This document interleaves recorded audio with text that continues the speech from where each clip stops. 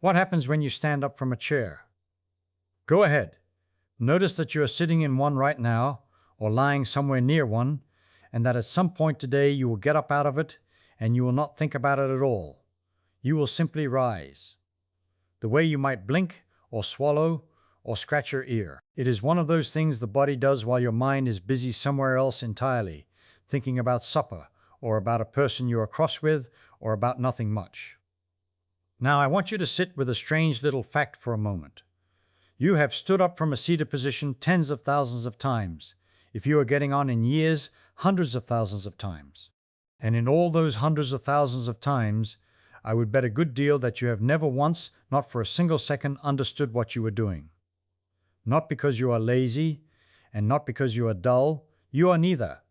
It is because nature has arranged for this particular trick to run itself, quietly, underneath your attention, like the machinery under the floor of a theater. The show goes on above. The gears turn below. And you never look down. So let us look down. Let us do the thing that I think is the most delicious thing a person can do, which is to take something so ordinary that it has become invisible, and hold it up to the light and turn it slowly until suddenly it is not ordinary at all, until it is one of the most beautiful little machines you have ever been introduced to. And the wonderful part, the part that makes me want to keep you here for the next while, is that this particular machine is you. You are the machine. You have been carrying it around your whole life. Here is the first thing that ought to knock you gently sideways. Standing up from a chair is not one movement. You think it is one movement. It feels like one movement. It feels like a single smooth thing. Up you go, done. But it is not one thing at all. It is four things. Four separate, distinct pieces of physics, four chapters in a very short story, and they must happen in the right order, at the right instance, with the right timing, or the whole thing collapses. Quite literally collapses. And your body performs all four of them in sequence in about a second or two without asking you, without telling you, without any part of your conscious mind having the faintest idea that a sequence even exists. The scientists who study this, the people who put reflective markers on volunteers and film them and measure the forces going through the floor, they have given these four pieces names. I will give you the names, and then I will spend a long, unhurried while showing you what each one really is, because each one hides a secret, and each secret is worth the visit. The first piece they call flexion momentum. The second they call momentum transfer. The third they call extension, and the fourth they call stabilization. 4 words. Do not worry about the words. The words are just labels on drawers. It is what is inside the drawers that will keep you up, or rather that will keep you company while you drift off. But before we open the first drawer, I want to tell you why any of this matters, because I do not want you to think I have brought you here merely to admire a clever trick. There is a reason, and the reason is a little bit frightening, and I am going to tell it to you plainly and then set it gently to one side, so that it hums in the background while we do the physics. In the year 2024, in the United States alone, 43,020 people over the age of 65 died from falls. Falls that could have been prevented. That number is about half again larger than it was 10 years before. A rise of 51% over the previous decade. These are not exotic accidents. Nobody fell off a mountain. For the most part, these are people who lost their footing in a kitchen, on a stair, getting out of a chair, and went down and did not get back up the same person they were before. 1 in 4 Americans over 65 falls every single year. That is roughly 14 million people. Every year. And here is the fact that first grabbed me by the collar and would not let go. Some researchers took 2,002 adults, ordinary people between the ages of 51 and 80, and they gave them a very simple test having to do with getting up off the floor, and then they did something patient and a little bit ruthless. They waited. They followed those people for years, a little over 6 years on the average, and they watched who was still alive and who was not. And what they found is that the people who did worst on this simple little getting up test were more than 5 times as likely to die during those years as the people who did best. More than 5 times. Not 5 times as likely to die from a fall. 5 times as likely to die from anything at all. From everything. From all causes added together. Now that is a peculiar and startling thing, is it not? How on earth could the way you get up off a floor tell you anything about whether your heart will fail or whether some illness will take you years down the road? What is the chair or the floor secretly measuring about you? It looks like fortune telling. It looks like reading tea leaves. And yet it is not magic at all. It is physics, and it is biology, and by the time we are done, hours from now, you will understand exactly why a chair can see into your future, and you will never look at the humble act of standing up the same way again. So keep that number humming in the back of your mind. 5 times. And let us go slowly into the machine. Let me set the scene very concretely, because I like concrete things. I do not like to think about a body in general. I like to think about a particular body, in a particular chair. So picture yourself. You are sitting. Your feet are on the floor. Your bottom is planted on the seat. And in this moment, before anything happens, you are in a marvelously stable and lazy arrangement. You are, as the engineers would say, in equilibrium. All the forces on you add up to nothing. Gravity is pulling every ounce of you straight down toward the center of the earth, and the chair is pushing straight back up, and the floor under your feet is pushing up too, and it all balances, and you sit there, content, going nowhere. This is worth dwelling on, because it is the beginning of everything. When you sit on a chair, you press down on it. You feel that obviously it is the most ordinary sensation in the world, the pressure of the seat against you. But what you probably do not feel, or do not think about, is that the chair presses back up on you with exactly, precisely to the last tiny fraction, the same force that you press down with. Not approximately. Exactly. If you weigh 150 pounds and you are sitting still, the chair is pushing up on you with 150 pounds of force distributed between the seat and your feet on the floor. Down and up, matched, balanced, cancelled. This is one of the oldest and grandest rules in all of physics, and a fellow named Newton wrote it down a very long time ago in the 1600s, and it says something that sounds almost too simple to be important. It says that for every push, there is an equal and opposite push back. For every action, an equal and opposite reaction. When you lean on a wall, the wall leans on you just as hard. When you push against the ground to walk, the ground pushes against you, and that is the only reason you go anywhere. When a rocket throws fire out of its tail, the fire throws the rocket up into the sky. Push, push back. Always, everywhere. No exceptions ever found, in all the years since. And here is the thing that I want you to feel in your bones, because it is going to matter enormously in a moment. You, sitting in that chair, cannot lift yourself off it by wanting to. You cannot rise by an act of will alone, floating up like a soap bubble. The only way you are ever going to get out of that chair is to push against something. To push against the world, so that the world pushes back on you, and the world's push is what actually lifts you. You supply the push. The floor supplies the lift. That is the deal. That is the entire deal. Everything that follows, all 4 phases, all the muscle and the timing and the cleverness, is just an elaborate way of arranging to push against the floor at the right moment, in the right direction, so that the floor throws you up and forward into standing. So that is our stage. A body at rest, pressing down, being pressed up, perfectly balanced and utterly stuck. Stuck, that is, until it decides to become unstuck. And the way it becomes unstuck is the first draw, the first phase, and it is not at all what you would guess.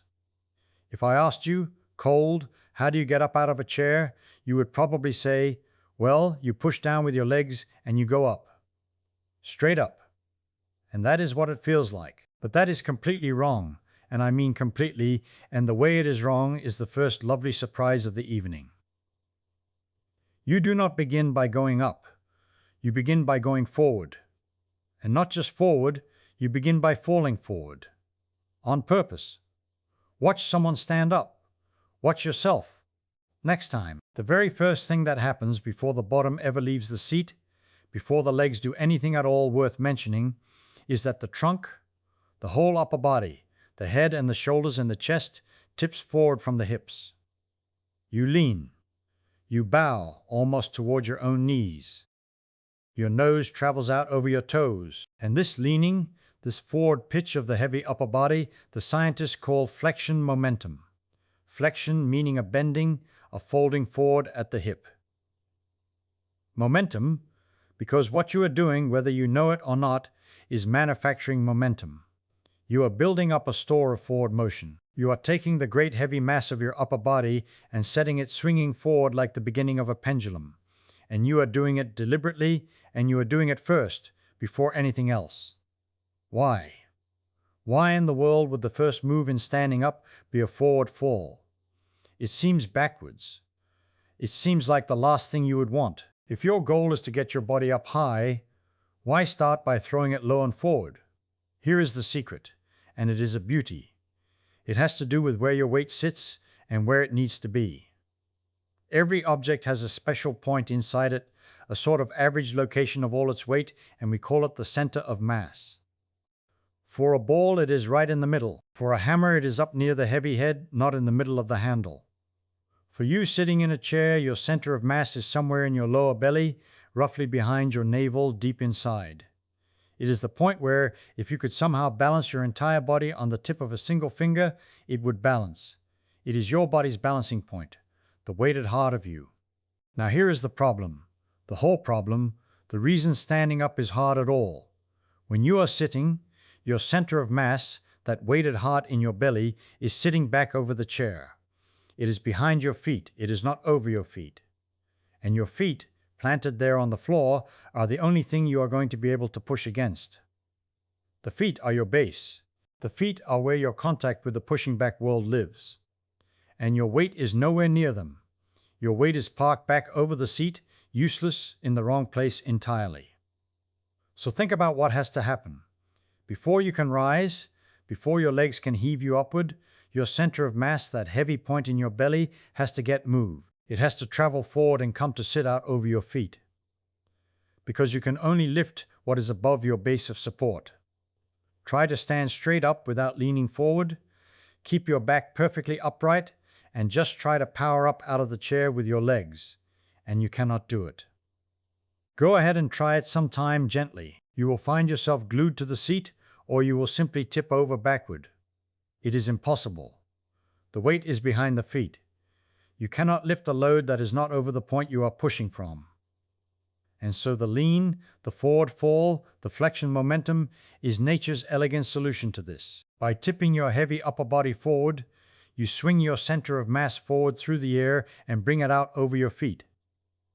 You are moving the load over the launching pad. And you are doing more than that. You are not merely moving it, you are moving it with speed, with momentum, so that it arrives over your feet already traveling, already in motion, carrying a store of energy that the next phases can borrow. You are giving yourself a running start, except the run is a fall and the track is the empty air in front of your own knees. I find this so satisfying. The first act of standing up, the very first thing, is a controlled forward fall, a deliberate loss of balance, an act of trust. You throw your weight out over the edge, out past the safe zone, and you do it precisely because you are confident that in the next instant your legs will catch you and turn that fall into a rise. It is a little leap of faith performed by your nervous system tens of thousands of times, so smoothly you never noticed you were leaping. Now let me add a wrinkle, because this is where the physics starts telling us about human beings, and about age, and about the whole reason we are here tonight. That forward lean, that flexion momentum, is a strategy. It is a way of spending momentum to make up for something. And the something it makes up for is leg strength. Here is the trade. If you have very strong legs, powerful young legs full of quick springy muscle, you do not need much of a lean. You can afford to bring your weight forward just a little, just barely over your feet, and then simply blast upward with sheer leg power, because you have power to spare. The lean is small. The rise is dominated by brute leg force. But if your legs are weaker, if the power has faded, then you cannot rely on brute force to heave you up from a near standstill. You need help. And the help you reach for, without knowing you are reaching for it, is more momentum, a bigger lean, a faster lean. You throw your upper body forward harder and farther, building up a bigger store of forward motion so that when the moment comes to rise, you are not starting from rest. You are already moving, and the movement helps carry you up and over. This is why, and the researchers have measured this very carefully, older adults lean more. They flex the trunk through a greater angle, farther forward, and they do it with greater angular velocity, faster, whipping the upper body down toward the knees. And they arrive at the critical instant, the instant just before the bottom leaves the seat, carrying more forward momentum in their center of mass than a young person does. More lean, more speed, more momentum. And you might think, well, that is worse. That is a sign of weakness. And it is a sign of weakness, in a sense. But it is also a sign of intelligence. It is the body, without being told, discovering a workaround. The legs have lost some strength, so the trunk pitches in, throwing momentum into the system to cover the shortfall. The old machinery programs itself to keep running on less fuel. Keep that in your mind, because it is a thread we will follow all the way to the end. The body is a great improviser. When one part weakens, another part quietly takes up the slack, and it does it so gracefully that the person themselves rarely notices anything has changed. They just find that they lean forward a little more to get up than they used to. They do not know that this small new habit is the visible tip of an invisible loss. We will come back to that. For now, hold the picture. The lean, the forward fall. The weight swung out over the feet, arriving fast. Phase 1 is complete, and the bottom has not yet left the chair. All of that machinery and cleverness and physics, and you have not even stood up yet. You have merely gotten ready to. Now let us open the second drawer, and I promise you it contains something you have genuinely never thought about, not once in your entire life.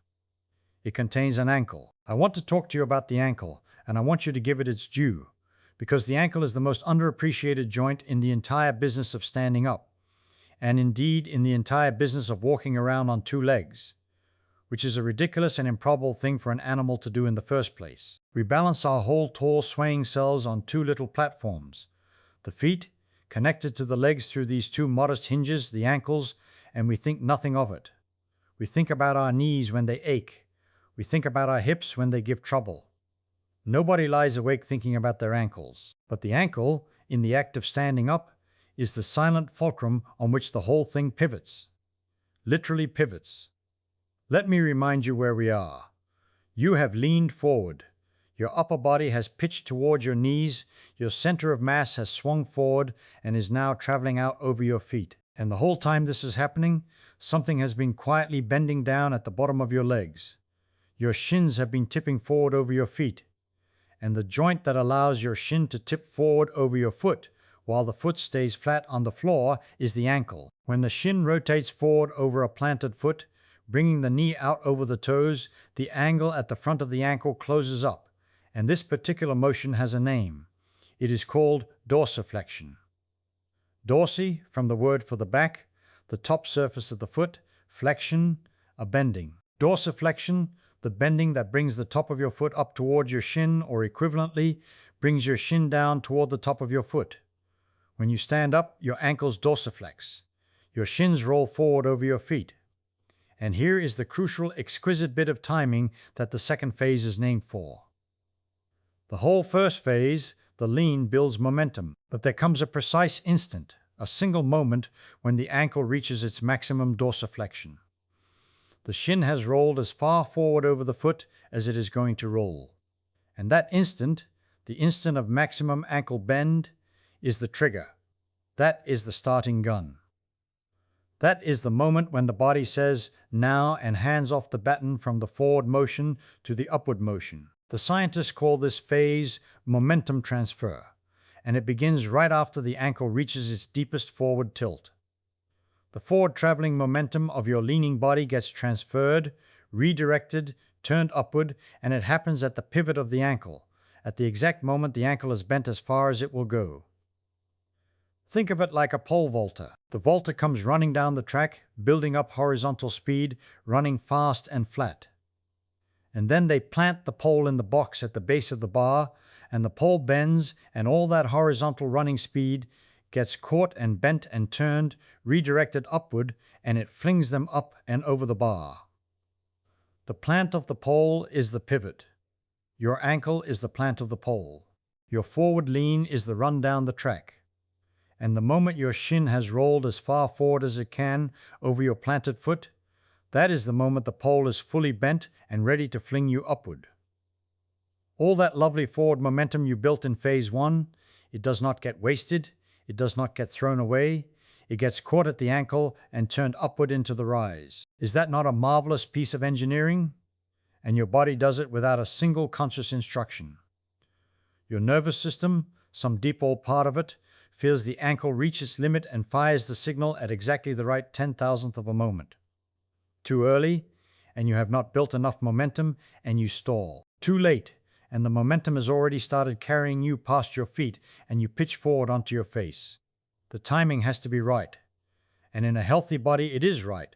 Every single time, automatically, and you never knew there was any timing at all. Now let us bring in age again, gently, because the ankle has a sad little story to tell about growing old, and it is worth hearing, and it will deepen everything. The ankle, when it dorsiflexes and then drives, requires strength. Specifically, it requires the muscles of the calf and shin to generate torque, which is just a fancy word for turning force, twisting force, the force that rotates a joint. When you rise, your ankle needs to generate a good strong dorsiflexion torque and then a driving push. And here is what the measurements show. Older adults have lower ankle dorsiflexion torque. The turning strength at the ankle fades with the years. The ankle grows weaker at doing its pivoting, driving job. And what does the body do when the ankle weakens? It does exactly what it did when the legs weakened. It compensates. It reaches for the workaround. And the workaround again is momentum. If the ankle cannot supply as much of its own driving force, then the body must arrive at the ankle carrying more borrowed momentum from the lean, so that there is more forward motion to redirect upward and less reliance on the ankle's own fading strength. This is why, and I told you we would come back to this, older adults arrive at the moment just before liftoff with higher anterior momentum. Anterior just means forward. They come into the pivot faster, carrying more forward speed in their center of mass, because they have to. The ankle can no longer contribute as strongly, so the lean must contribute more. The whole thing gets tuned, adjusted, rebalanced to route around the weak spot. And you can see, can you not, that these workarounds are stacking up. The legs weaken, so you lean more. The ankle weakens, so you rush the lean faster. Each compensation is sensible. Each one keeps you rising out of chairs. But each one is also a symptom, a quiet report from inside about something that is slipping away. And there is a limit. There is always a limit. You can borrow momentum to cover for weakness, but only up to a point. The lean can only get so big so fast before it becomes a lunge, before it starts throwing you off balance, before the very momentum that was helping you begins to endanger you. We are building, layer by layer, toward the moment when the workarounds run out, but we are not there yet. We have 2 more phases to meet, and the third one introduces the real hero of the whole story, the largest muscle in your entire body, sitting right underneath you, doing the heaviest lifting of your day, unseen and unthanked. So the ankle has fired. The momentum has been caught and turned upward. And now, at last, at long last, after all this leaning and pivoting and timing, the moment arrives that you thought was the whole event. The bottom leaves the seat, you lift off. And the muscles take over to drive your center of mass, your weighted heart, straight up against gravity into the standing position. This is the third phase, and they call it extension, because what is happening is that your bent joints are extending, straightening, opening up. Your hips, folded closed by the lean, now open. Your knees, bent under you, now straighten. And in the opening of those joints, your whole body rises. Now, who does this work? Who supplies the muscle power to heave a full human body? 150 pounds of it, 180, 200, straight up into the air against the relentless downward pull of the earth. You would probably guess the thighs. the big muscles on the front of your thighs, the quadriceps, the ones that burn when you climb a steep hill or do a deep knee bend. And the quadriceps are certainly in the game. They are important, and I will come back to them. They have a special secret of their own. But they are not the main driver. They are not the star. The star is the muscle you are sitting on. The gluteus maximus.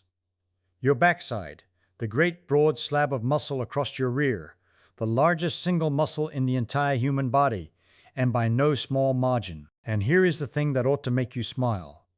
When you go to stand up, the primary driver of that forward and up acceleration of your center of mass, the main engine hauling your weighted heart up and over your feet, is the very muscle you have been resting on this whole time. You sit on your engine, you have been parked on top of the most powerful muscle you own, and when it is time to go, it wakes up and throws you skyward. The gluteus maximus is the prime mover of standing up. It is the primary driver of that critical acceleration. Why should the biggest muscle be back there? In the seat. Because standing upright on two legs is hard, and the muscle that holds your trunk erect over your legs and that drives the powerful opening of the hip has to be enormous to do it. When our ancestors long ago rose up onto two legs and started walking and running across the open ground, that great gluteal muscle grew and grew, because it was the muscle of standing tall, of running, of powering up out of a crouch. You carry an inheritance in your seat. It is the muscle of being upright. And every time you get out of a chair, you are reenacting in miniature that ancient rise from the ground. Now the gluteus maximus drives the forward and up acceleration, the great heaving of the center of mass. But it does not act alone. And here is another lovely division of labor. Remember the calf, the muscle of the ankle we just spent so much time with. Deep in the calf there is a broad flat muscle called the soleus. And the soleus has a very specific job in the standing up business. It is the primary contributor to the upward, the vertical, acceleration. So the two great drivers split the work between them. The gluteus maximus, the seat, drives you forward and up, carrying your center of mass out over your feet and launching it. The soleus, the deep calf, supplies the pure vertical lift, the straight up push through the ankle. One muscle throws you forward and up, the other pushes you straight up. Together they turn your leaning, pivoting, momentum-carrying body into a rising one. Forward and up from the seat. Straight up from the calf. Two engines, two directions, one smooth rise. And now the quadriceps, the thighs, the ones you thought were the whole story. They have a job too, of course. They straighten the knee. But their special secret, the thing the researchers discovered when they measured everything very carefully, is not about how much they lift. It is about time. It turns out that the effort in the quadriceps, measured as a percentage of the very hardest they could possibly contract, is the single best predictor of how long the whole standing up movement takes. The sole predictor, in fact, of the total task time. The harder the quadriceps have to work relative to their maximum, the slower the movement goes. Or to put it the other way around, the more strength the thighs have in reserve, the more of their maximum they are keeping in their pocket, the quicker and snappier the rise. Now sit with that for a moment, because it is a genuine clue and it is going to matter. The speed of standing up is written in the thighs. If your thighs are strong, if standing up asks only a modest fraction of their true power, you pop up quickly and lightly. If your thighs are weak, if standing up demands nearly everything they have, then the movement drags, slows, labors. And this is why when you watch a very old or very frail person rise from a chair, the thing you notice first is not that they cannot do it. Usually they can. The thing you notice is that it is slow. The slowness is the signal. The slowness is the quadriceps, working near their limit, taking their time, because they have so little strength to spare. The clock on the chair rise is a strength meter in disguise. Remember that. We will build a whole test out of it before the night is through. So there we are, mid-rise. The gluteus maximus heaving you forward and up. The soleus pushing you straight up. The quadriceps straightening your knees, and by their effort setting the very speed of the movement. Your joints extending, your body unfolding, your center of mass climbing up through the air, higher, higher, over your feet, until you are nearly upright. The extension phase, the phase of pure lifting, the phase you always thought was the whole affair, and which turns out to be only the third of four acts made possible entirely by the two acts that came before it. Without the lean, no momentum. Without the ankle, no transfer. Without the transfer, the extension would have nothing to work with. Each phase feeds the next. Each is useless alone. It is a little symphony, and we are three movements in. But we are not done. There is a fourth phase, and though it is the quietest of the four, it may be the one that matters most for staying alive, and I will tell you why. Because the fourth phase is the catch. Here is the situation. You have leaned, you have pivoted, you have extended, and now your body is rising up into the standing position, carrying momentum, moving, in motion. And a body in motion does not want to stop. That is another one of old Newton's rules, maybe the most famous one. A thing that is moving keeps on moving, in a straight line until something makes it stop. So here you come, rising up out of the chair with all that momentum you so cleverly built and transferred, and now, suddenly, you need to not go flying. You need to arrive at standing, and stop there, balanced, still, poised over your 2 feet, without overshooting, without toppling forward past your toes, without swaying back, without pitching to one side. You have to catch yourself. You have to take all that beautiful momentum you spent 3 phases building up and quietly, precisely bleed it away to nothing at exactly the right instant, so that you come to rest standing perfectly still. This is the fourth phase, stabilization, the restoring of equilibrium, and it is a genuine problem, a real piece of physics, not a trivial afterthought, because now you are in the least stable configuration a human body ever adopts. You are standing. You are tall and thin, and your weight is stacked up high above 2 small feet. A standing human is like a broomstick balanced on its end, or nearly so. It is a fundamentally precarious arrangement, always on the edge of falling, held upright only by constant tiny corrections. A lifelong invisible juggling act performed by your nervous system and 100 small muscles making 1,000 tiny adjustments a minute. And you have just arrived in this precarious tall arrangement at speed, carrying momentum, and you have to nail the landing. Come to rest. Balanced. Now. In a young, healthy body, this happens in a flash and you never feel it. The momentum is caught, the sway is damped, you settle onto your 2 feet in an instant, rock steady, and you walk off without a thought.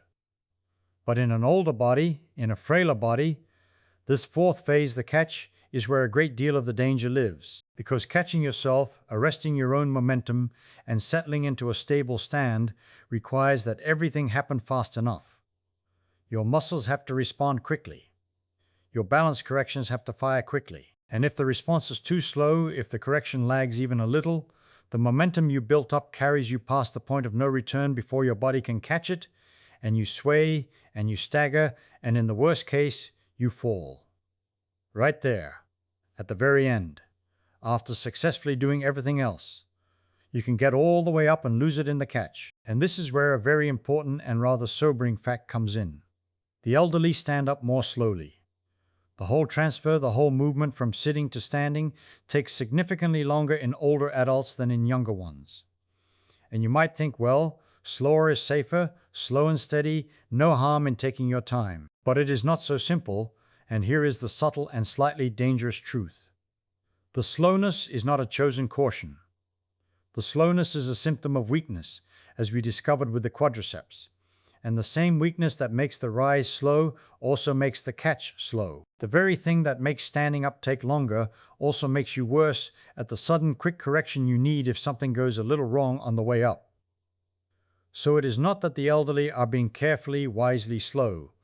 It is that the machine that produces speed has faded, and its fading shows up both as a slow rise and as a slow, uncertain catch. And the catch is where the falling happens. Now step back with me and look at what we have built. 4 phases. Lean, pivot, lift, catch. Flexion momentum, momentum transfer, extension, stabilization. A forward fall to build momentum, a pivot at the ankle to redirect it upward, a powerful extension driven by the great muscle of your seat and the deep muscle of your calf, timed by the strength of your thighs, and a final delicate catch to arrest all that motion and settle you balanced onto your 2 feet. All of it, from the first lean to the final settling in about 1 or 2 seconds. All of it automatic. All of it invisible. And all of it, every single phase, requiring not just strength, but strength delivered quickly, at the right instant, in the right sequence, with the right timing. And that word, quickly, is the door into the next room, the room where the real secret of this whole story is kept. Because we have been talking loosely about strength, strong legs, weak ankles, powerful glutes, but strength, it turns out, is not quite the right idea. Strength is not the thing that fades first or fastest or that matters most. There is something else, something more specific and more slippery and more important, and its decline is the true hidden villain behind falling, behind frailty, behind that eerie 5 times the death rate we started with. It is not strength, it is power. And the difference between strength and power is the difference between whether you spend your last decades on your feet or off them. Let me show you what I mean. Imagine, if you would, a quiet laboratory sometime after the middle of the last century. Researchers in white coats, machines that measure force, volunteers who agree to push and lift and be measured. And for a long time, when these researchers thought about muscles and aging, they thought about strength. Strength is the obvious thing to measure. Strength is how much force a muscle can produce. How much weight can you lift? How hard can you push? And it was well known for a long time that strength declines with age. Old muscles are weaker than young ones. Everyone knew that. You can see it, you can feel it in your own body as the years pass. The grip loosens. The lift gets harder. Strength goes. But some of these researchers began to notice that strength, by itself, did not quite explain what they were seeing.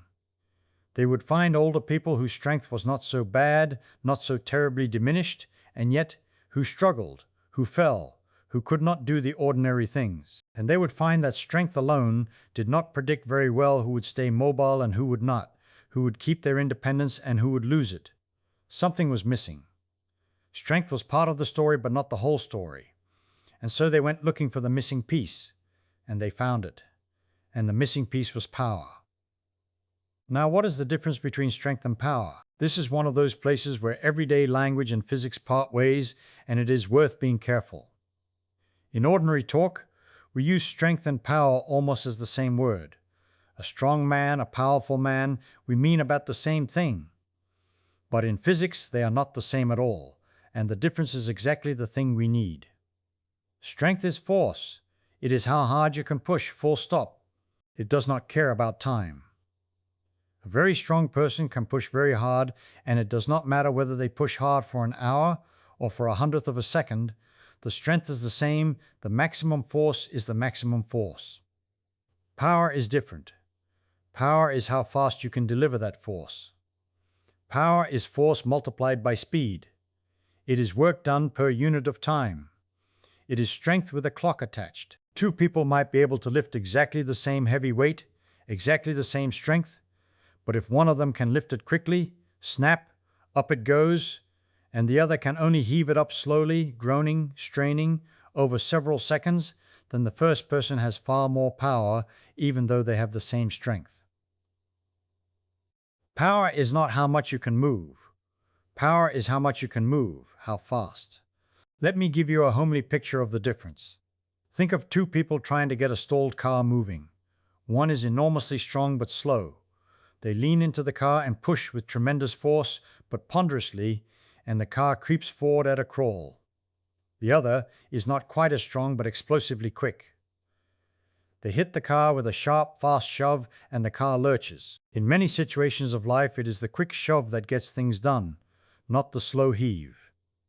And in the business of your body, in the business of getting up from chairs and catching yourself when you stumble and going upstairs and stopping yourself from falling, it is power, the quick delivery of force, that matters most.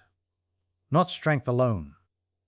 Power. And here is why power is the true hero and the true villain of everything we have discussed. Go back through the 4 phases. The lean must be quick to build momentum before you lose your nerve and your balance. The ankle pivot must fire at the right instant, quickly. The extension must be fast enough to carry you up and over before you stall. And the catch is entirely about speed, about correcting fast enough to arrest your momentum before it carries you down. Every phase, every single one, needs force delivered quickly. Every phase needs power. Standing up is not a test of strength, it is a test of power. And catching yourself when you trip, that split-second correction between staying up and going down, that is almost pure power. Force that has to arrive now, this instant, or it is too late. So now, the sobering part. Here is what the measurements show, and it is one of the most important facts about growing old that almost nobody knows. Power declines with age faster than strength, earlier and faster. Your ability to deliver force quickly fades before and faster than your raw ability to deliver force at all. The strength holds up relatively better. The power crumbles first. Let me give you the numbers, because the numbers make it real. Muscle power declines by roughly 10% per decade after the age of 30. 10% every 10 years, starting when you are still young, still in your prime, decades before you would ever think of yourself as old. And it does not decline at a steady pace. After the age of 50, the decline sharpens. It accelerates. It picks up speed cruelly, just as you are entering the years when you most need to hold on to what you have. And it accelerates again later. Among people over 75, the power to rise from a chair drops by about 2% every single year. 2% a year. Compare that to people in their late 60s, 65 to 69, who are losing that power at only about 0.7% per year. So the rate of loss itself nearly triples as you move from your late 60s into your late 70s and beyond. The older you get, the faster the power drains at exactly the time you can least afford to lose it. And to give you a sense of the sheer scale of the drop, consider that a young adult rising from a chair can generate something like 586 watts of power in that movement. Watts, the same unit we use for light bulbs and engines, a measure of how fast energy is being delivered.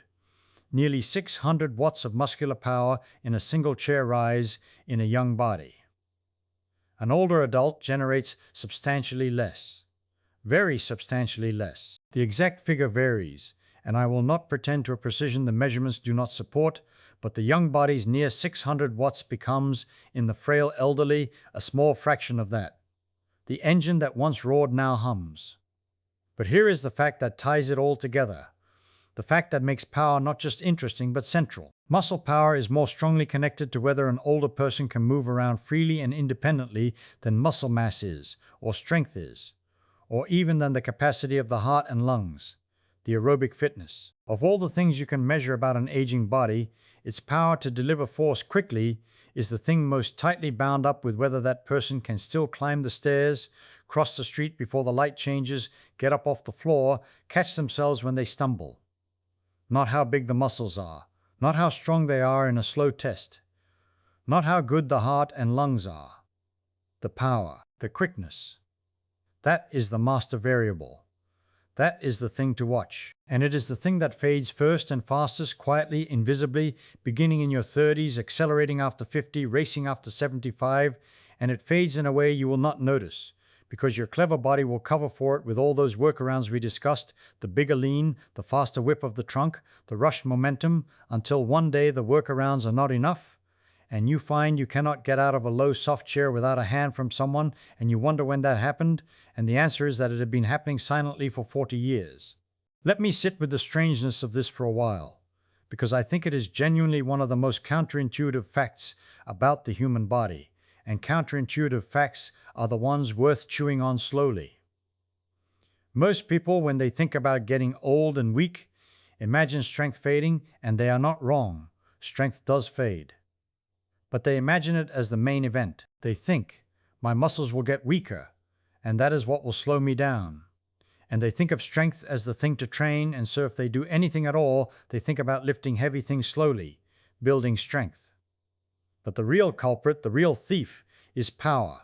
And power is a slightly different thing to lose and a slightly different thing to keep. Power is strength times speed, and it is the speed part that goes first. It is as though your muscles, as you age, do not so much lose their ability to push hard as lose their ability to push hard quickly. The slow strength lingers, the fast strength evaporates, and nearly everything that keeps you safe and upright and independent depends on the fast strength, the power, the quickness. This is why an older person can often still do a slow, grinding task and yet cannot do the quick, snapping thing, the sudden save when they trip on a rug. The rug does not wait. The stumble does not slow down to accommodate your slow strength. You need power. Force now, and power is exactly what has quietly left. There is a name, by the way, for the general loss of muscle that comes with age, the shrinking and weakening of the muscles over the years. It is called sarcopenia. Sarco, from the Greek for flesh, penia, meaning poverty. A loss, a lack. Sarcopenia, the poverty of the flesh. It is a real condition, a recognized one, and it becomes more common as people age. Across older adults in general, something like 1 in 10 has it, roughly 10%, but that overall figure hides a steep climb with age. Among people in the range of 40 to 64, the prevalence is a little under 9%, call it 8.85%. But among those 65 and older, it nearly doubles to something over 15%, about 15.5%. So as you cross into your later years, your chance of having this real measurable poverty of the flesh nearly doubles. And sarcopenia is not a mere cosmetic matter of thinner limbs. It travels in bad company. It is associated with more falls, with the loss of the ability to do ordinary tasks, with functional decline, and, yes, with a higher chance of dying. The poverty of the flesh is bound up with the poverty of the years remaining. But I do not want to leave you in gloom, because the whole point of this long night's talk, the reason I have brought you through all this physics and physiology, is that there is a bright thread running through it, and the bright thread is this. Of all these variables, power is not only the most important, it is also among the most trainable. It responds. It comes back.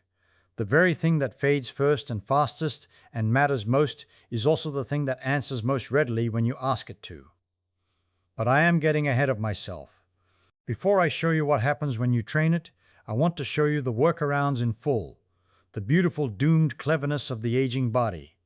Because understanding why the workarounds eventually fail is the key to understanding why the training is not optional but essential. Let me paint you a picture. A woman, 75 years old, in her own kitchen, rising from a wooden chair to go and see to the kettle. She has done this 10,000 times in this very kitchen. And she rises. And she manages it. But watch her closely.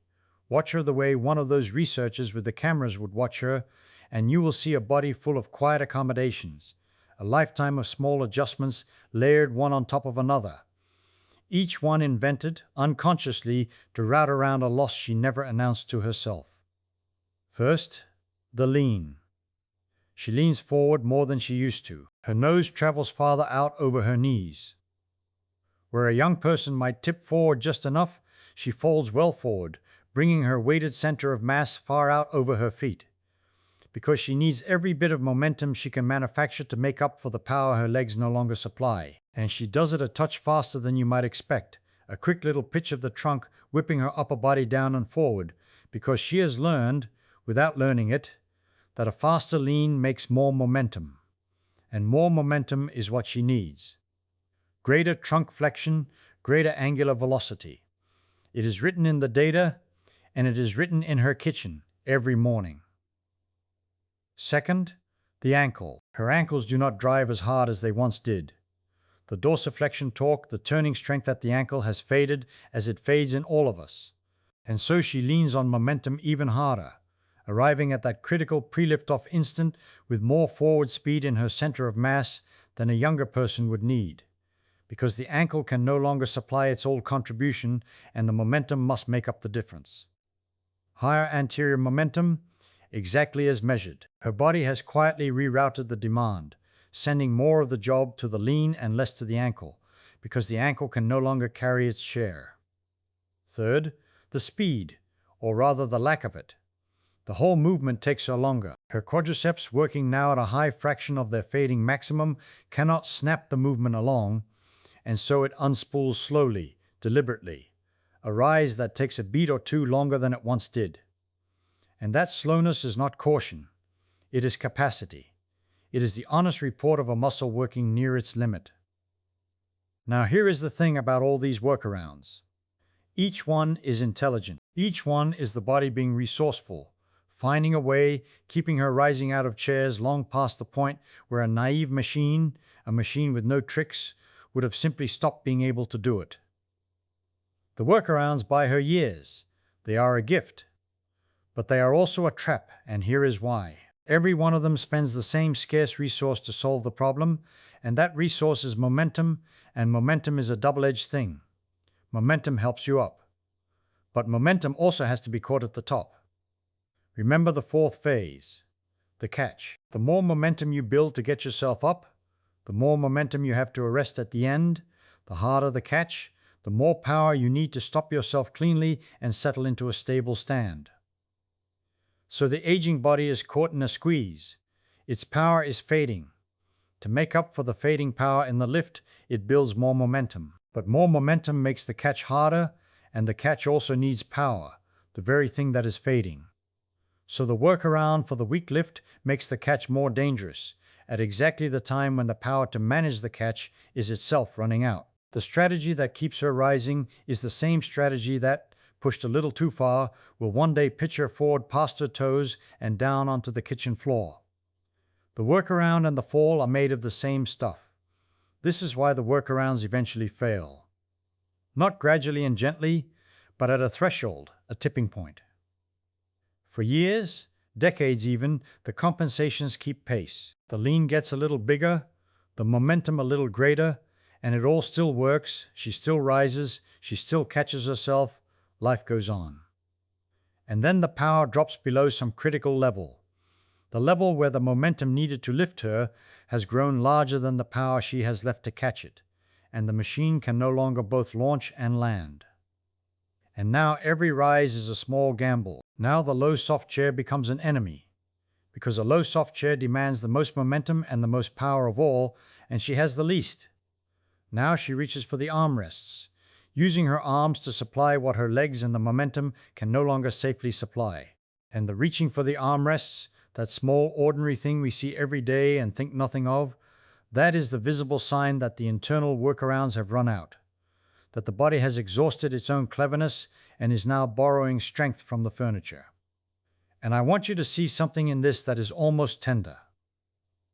The body never complains. It never sends up a flare, never rings an alarm, never says to the mind, "Look here, I am losing power at 2% a year, do something about it." It just quietly, uncomplainingly invents workaround after workaround, covering the loss, keeping the show running, asking nothing until it simply cannot anymore. The failure, when it comes, seems sudden, seems like it came out of nowhere. One day she could not get up. But it did not come out of nowhere. It had been coming for 40 years, in silence, masked by the body's own heroic and doomed improvisation. The suddenness is an illusion. The decline was always smooth. It only looked sudden because the workarounds hid it until the very last moment. Now, if all of this were invisible, if there were no way to see the loss coming, then it would be a rather bleak story, a slow, silent slide with a fall waiting at the bottom. But it is not invisible. That is the whole point. That is why we are here. Because some clever people realize that the very act we have been dissecting all night, the humble chair rise, is a window. It is a way to see the invisible. It is a way to measure the power and the timing and the reserve, and to read right there in the living room of an ordinary chair how far along this hidden road a person has traveled. The body will not tell you in words, but it will tell you in the chair. You only have to know how to ask. And two sets of scientists on two continents figured out exactly how to ask, and their answers, when they came, were more startling than anyone expected. Let me take you first to California, to a state university there in the year 1999. Two researchers, Roberta Reckley and Jesse Jones, were thinking about a problem that sounds simple but is not. How do you measure fitness in older people? For young athletes, you have all sorts of tests, running and jumping and lifting. But those tests are no good for a person of 70 or 80. You cannot ask a frail elder to sprint or to lift heavy weights. It is neither safe nor sensible. And yet you need to measure something, because you need to know who is at risk, who is declining, who needs help, and you need to be able to check whether anything you do to help is actually working. You need a number. You need a fair, safe, simple number that captures the fitness that actually matters for an old person's daily life. And what they landed on was so simple it is almost comic. A chair, a stopwatch, and this instruction. Sit in the chair. Fold your arms across your chest so you cannot cheat by pushing off your knees or the armrests. And now when I say go, stand all the way up and sit all the way back down over and over as many times as you can, as fast as you safely can, for 30 seconds. And I will count. That is it. That is the whole test. They called it the 30-second chair stand. 30 seconds, arms crossed, count the stands. How many times can you get up and down in half a minute? Now here is why this modest little test is secretly brilliant. And it comes straight out of everything we have just spent the night building. Think about what it measures. It measures how many complete chair rises you can do in a fixed time. And a chair rise, as we now know intimately, is a test of power, force delivered quickly through 4 demanding phases. So how many you can do in 30 seconds is a direct, if rough, measure of your leg power and your endurance of that power. The arms are crossed, so you cannot borrow strength from the furniture or from pushing on your own legs. It is your lower body, your glutes and quads and calves, your power honestly counted. And it is safe, and it is quick, and it costs nothing, and anyone can do it anywhere. A chair and a clock, and you have a window into the most important variable in aging. It is one of the loveliest pieces of practical scientific design I know, precisely because it is so humble. And then Reckley and Jones did the patient, unglamorous, essential work. They tested lots and lots of older people of every age, and they wrote down how many rises each could do, and they built up what scientists call normative data, benchmarks, a picture of what is typical at each age so that any individual could be compared to what is normal for their years. They published these norms, refined over the years, and here is roughly what they look like, and I find them quietly moving, because they are, in a way, a numerical portrait of a human life aging. Take a woman in her early 60s, 60 to 64. A typical healthy performance is somewhere between 12 and 17 full stands in 30 seconds. A man of the same age, a little more, 14 to 19, because men tend to carry somewhat more muscle. That is the vigor of the early 60s. A stand roughly every 2 seconds, up and down, a dozen and a half times before the half minute is out.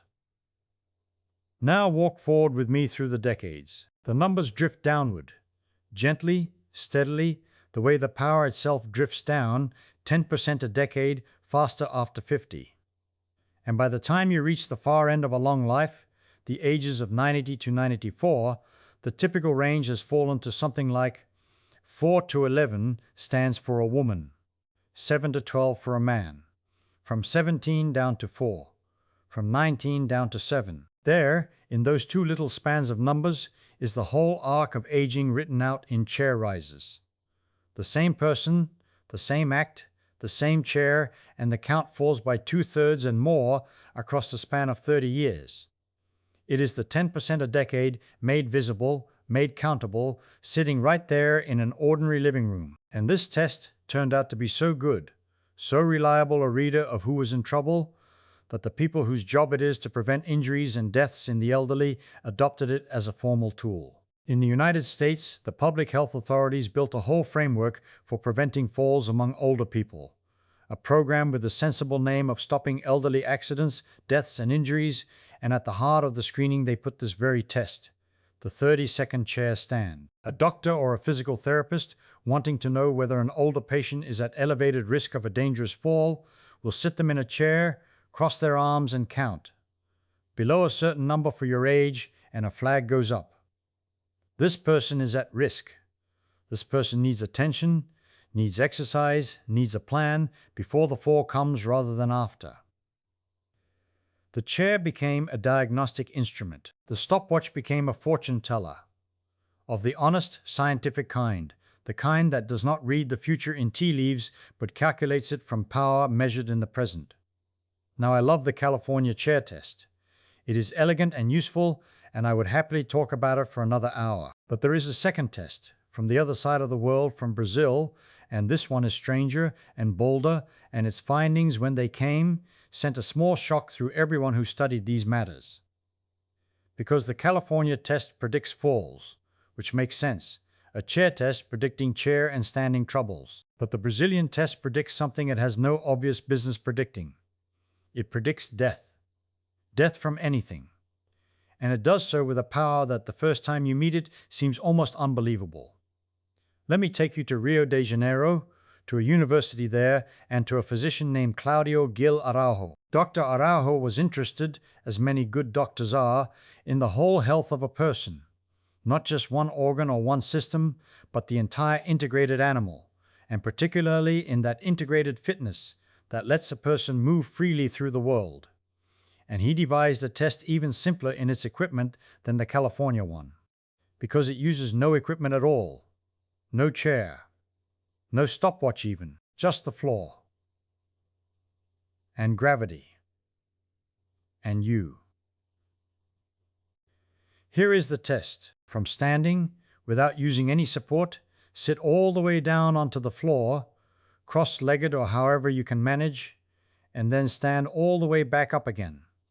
And try to do both, the sitting down and the getting up, without using your hands, or your knees, or your forearms, or the side of your leg, without putting any part of you down on the floor to push against, without grabbing anything, without any assistance of any kind. Just fall down to the floor and rise back up on the strength and balance and power and flexibility of your legs and trunk alone.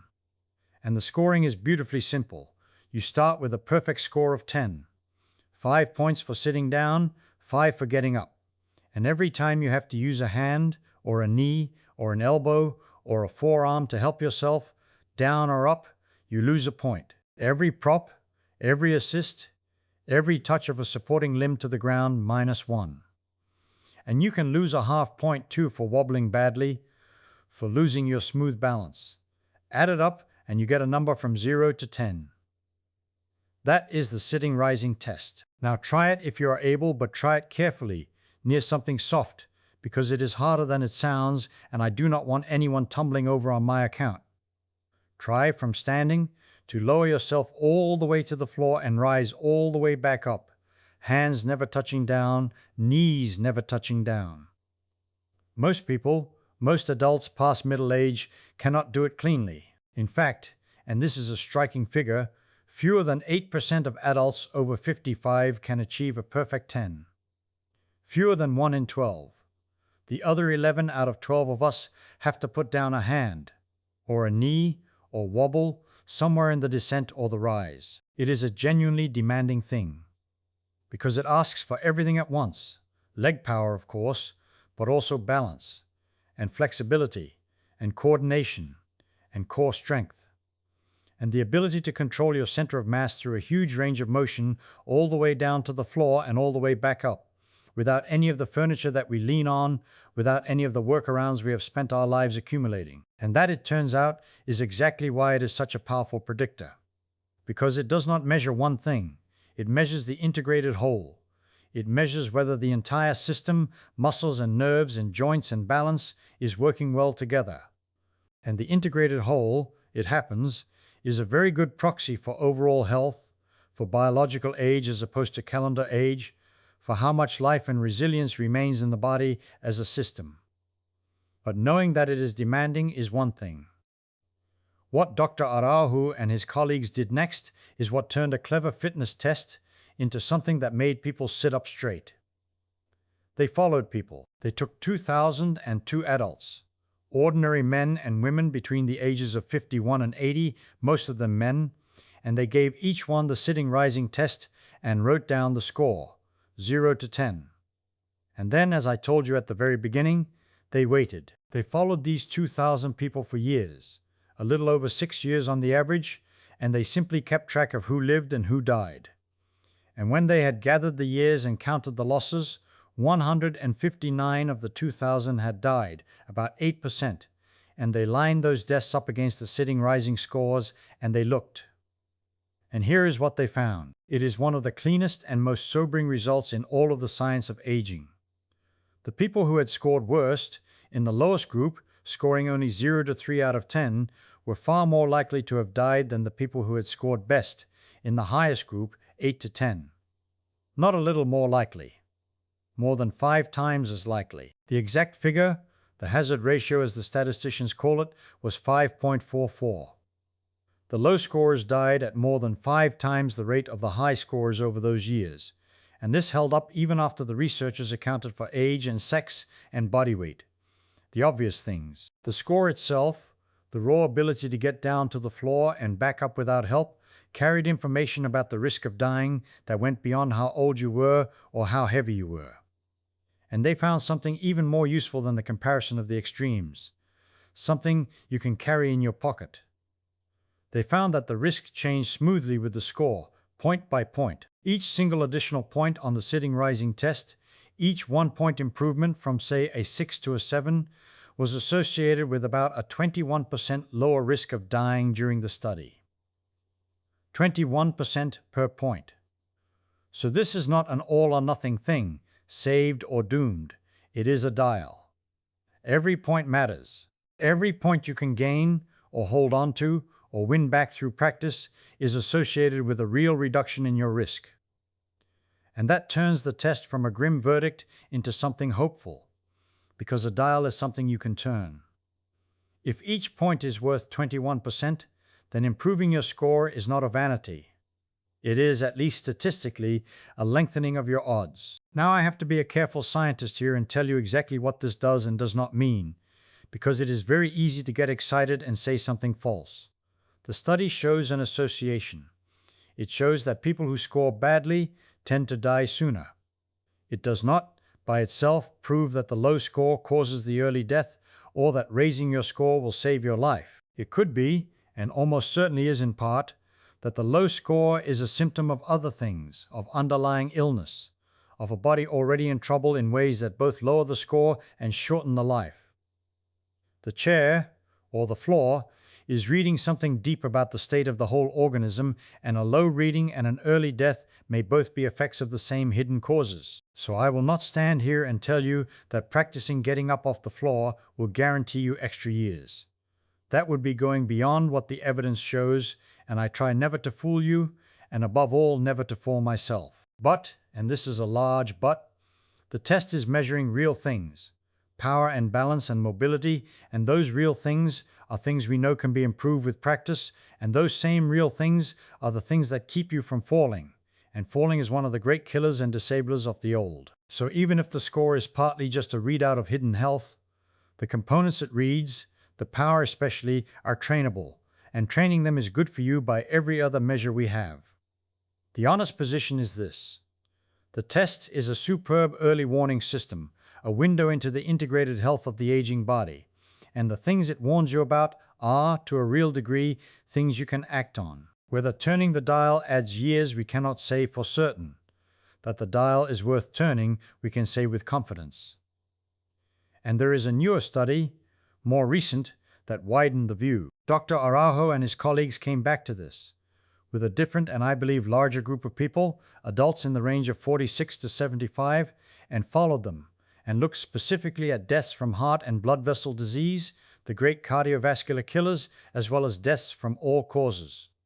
And they found again a stark separation by score. The people with the highest sitting rising scores were something like 6 times less likely to die of cardiovascular disease over the following decade than those with the lowest scores, and about 4 times less likely to die of anything at all. 6 times for the heart, 4 times for everything. Different group of people, different years, and the same haunting pattern reappears. The ability to get yourself down to the floor and back up unaided is bound up tightly with how long you are likely to live. The floor knows something about your heart. The chair can see the shape of your remaining years. And I do not say that as mysticism. I say it because the floor and the chair are measuring power and balance and integrated function, and power and balance and integrated function are, it turns out, among the truest mirrors of the deep health of the whole animal that we have ever found. Let me let all of that settle for a while, because it is a great deal to take in, and this is meant to be a talk you can drift off inside of, not a talk that jolts you awake. So let us breathe. 2 tests, 2 continents, 2 clever ideas, both built on the same humble foundation, the act of rising either from a chair or from the floor. Both turning that ordinary act into a number, and both numbers turning out to be windows, one into the risk of falling, one into the risk of dying. The body, which never complains, which hides its losses behind a lifetime of workarounds, turns out to have been quietly keeping a ledger all along, and the chair and the floor are how you read it. That is the astonishing thing. The information was always there. The decline was always measurable. We just needed someone clever enough to think of asking the body to stand up, and then to count. Now, having read the ledger, having seen what the tests reveal, I want to turn and look squarely at the thing the tests are warning us about, the thing all this measuring is in aid of preventing. I want to talk about falling, and about the sheer scale of it, because I think most people, even old people, even the families of old people, do not grasp how enormous this quiet catastrophe really is. It does not make headlines the way other dangers do. Nobody declares war on it. It happens one person at a time, in kitchens and bathrooms and on staircases, out of sight, and so its true size is hidden, the way the decline itself is hidden. But when you gather up the numbers and lay them all in one place, the size of it is staggering. Let me start with how common it is. Among Americans aged 65 and older, 1 in 4 falls every year. 1 in 4. Think about that in a room full of older people. A church, a community hall, a family gathering of the older generation. 1 in every 4 of them will hit the ground this year. That is about 14 million people in a single country in a single year going down. Not all of those falls do harm, of course. Many are just a stumble and a bruise and a fright and a story to tell. But many are not. Many are the beginning of the end of a person's independence or of their life. Here are the deaths. In the year 2021, falls killed 38,000 older Americans. And by the year 2024, that number had risen to 43,020. 43,020 people over 65 dead from falls in a single year, in a single country, and every one of those deaths classified as preventable.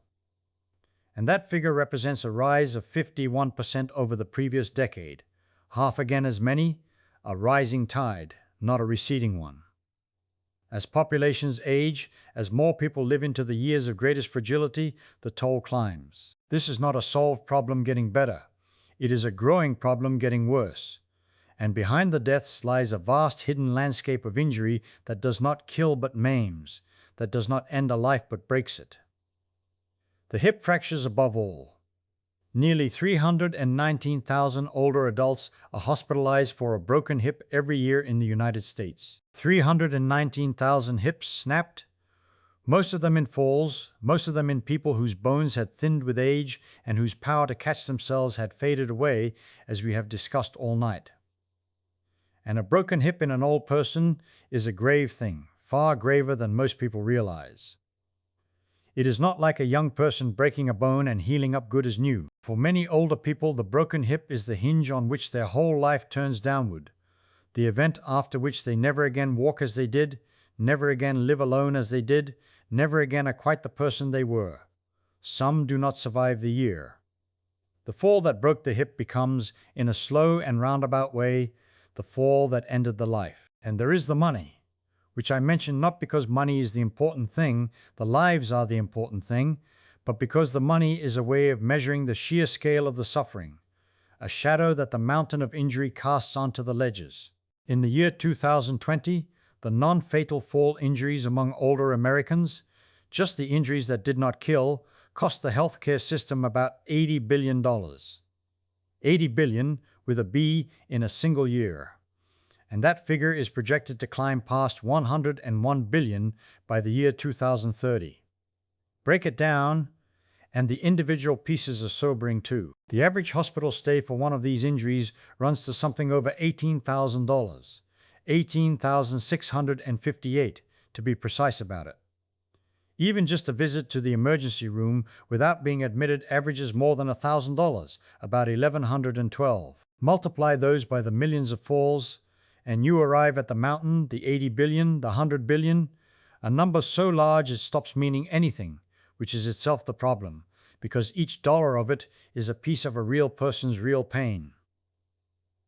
Now, why am I laying all of this out, this grim accounting, in the middle of what is supposed to be a gentle talk to fall asleep to? Because I want the stakes to be clear, and because clear stakes, oddly, can be calming rather than frightening, if they come with a way forward. And there is a way forward, and it is the thing we have been circling all night. The falls are, in large part, about the loss of power, the four-phase machine breaking down, the workarounds running out, the catch coming too slow, and power, of all the things that fade, is among the most trainable. So the enormous grim mountain of falling and breaking and dying has, at its root, a variable we can move. Not entirely. Nothing is entirely in our hands, and I will never pretend otherwise.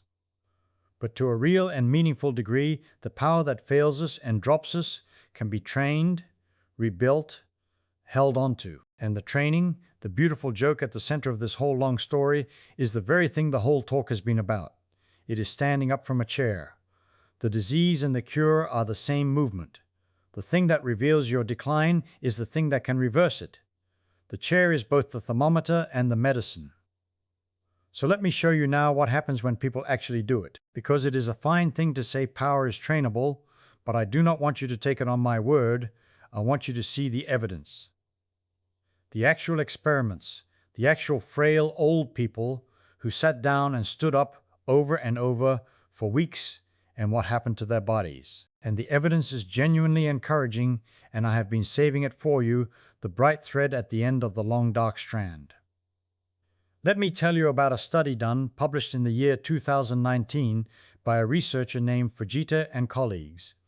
They took 14 elderly people, and not hardy ones, not the young old who golf and travel, but physically frail elders, people between 75 and 88 years old, people already well down the road of decline that we have been mapping all night.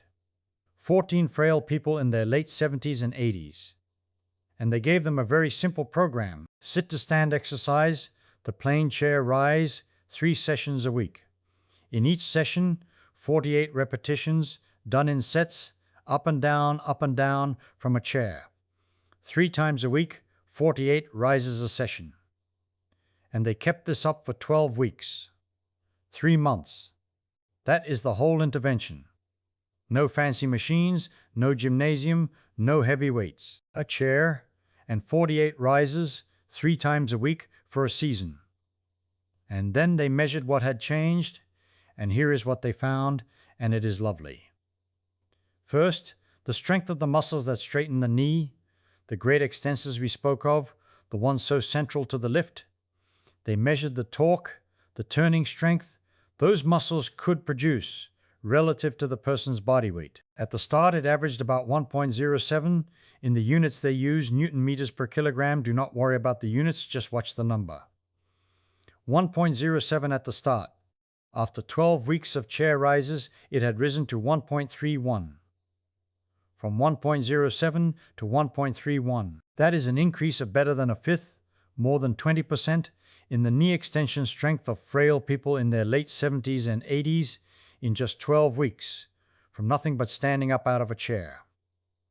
And this was a solid, statistically strong result, the kind that is very unlikely to be a fluke. But there is a second finding in that same study that I find even more beautiful, even more revealing, because it goes straight to the heart of the workarounds we discussed. They also measured how hard the quadriceps, the thigh muscles, had to work to accomplish a chair rise, measured as a percentage of the absolute hardest those muscles could contract. Remember, the higher that percentage, the closer the muscle is to its limit, the less reserve it has, the slower and more precarious the movement. At the start of the study, rising from the chair demanded about 67% of the thigh muscles maximum. 67%, two-thirds of everything they had, just to stand up, that is a body operating near its limit. A body for whom every rise is a real effort with little to spare. After 12 weeks, that same chair rise demanded only about 44%, 43.5 to be exact, of the maximum. From 67% down to 44. The very same movement now cost them far less of their capacity. They had gone from standing up at two-thirds of the maximum effort to standing up at well under half. They had built a reserve. They had bought back some of the margin that age had stolen. And you feel that reserve in a life. It is the difference between a rise that is an ordeal and a rise that is easy. It is the difference between dreading the low chair and not thinking about it at all. It is, in a small daily way, freedom. Now think about what has happened here, in light of everything we built tonight. These frail people did not become young. 12 weeks of chair rises did not turn back the clock, did not undo sarcopenia, did not restore the bodies of their youth, but they moved the dial. They pushed back the decline. They rebuilt some of the power, some of the reserve, some of the margin between what a rise demands and what they have to give. And it was that very margin, you will recall, whose disappearance was the quiet danger, whose exhaustion was the moment the workarounds failed and the falls began. To rebuild the margin is to step back from that edge. It is to buy back years of independence, years of safe rising, years of not falling. And it took a chair and a season.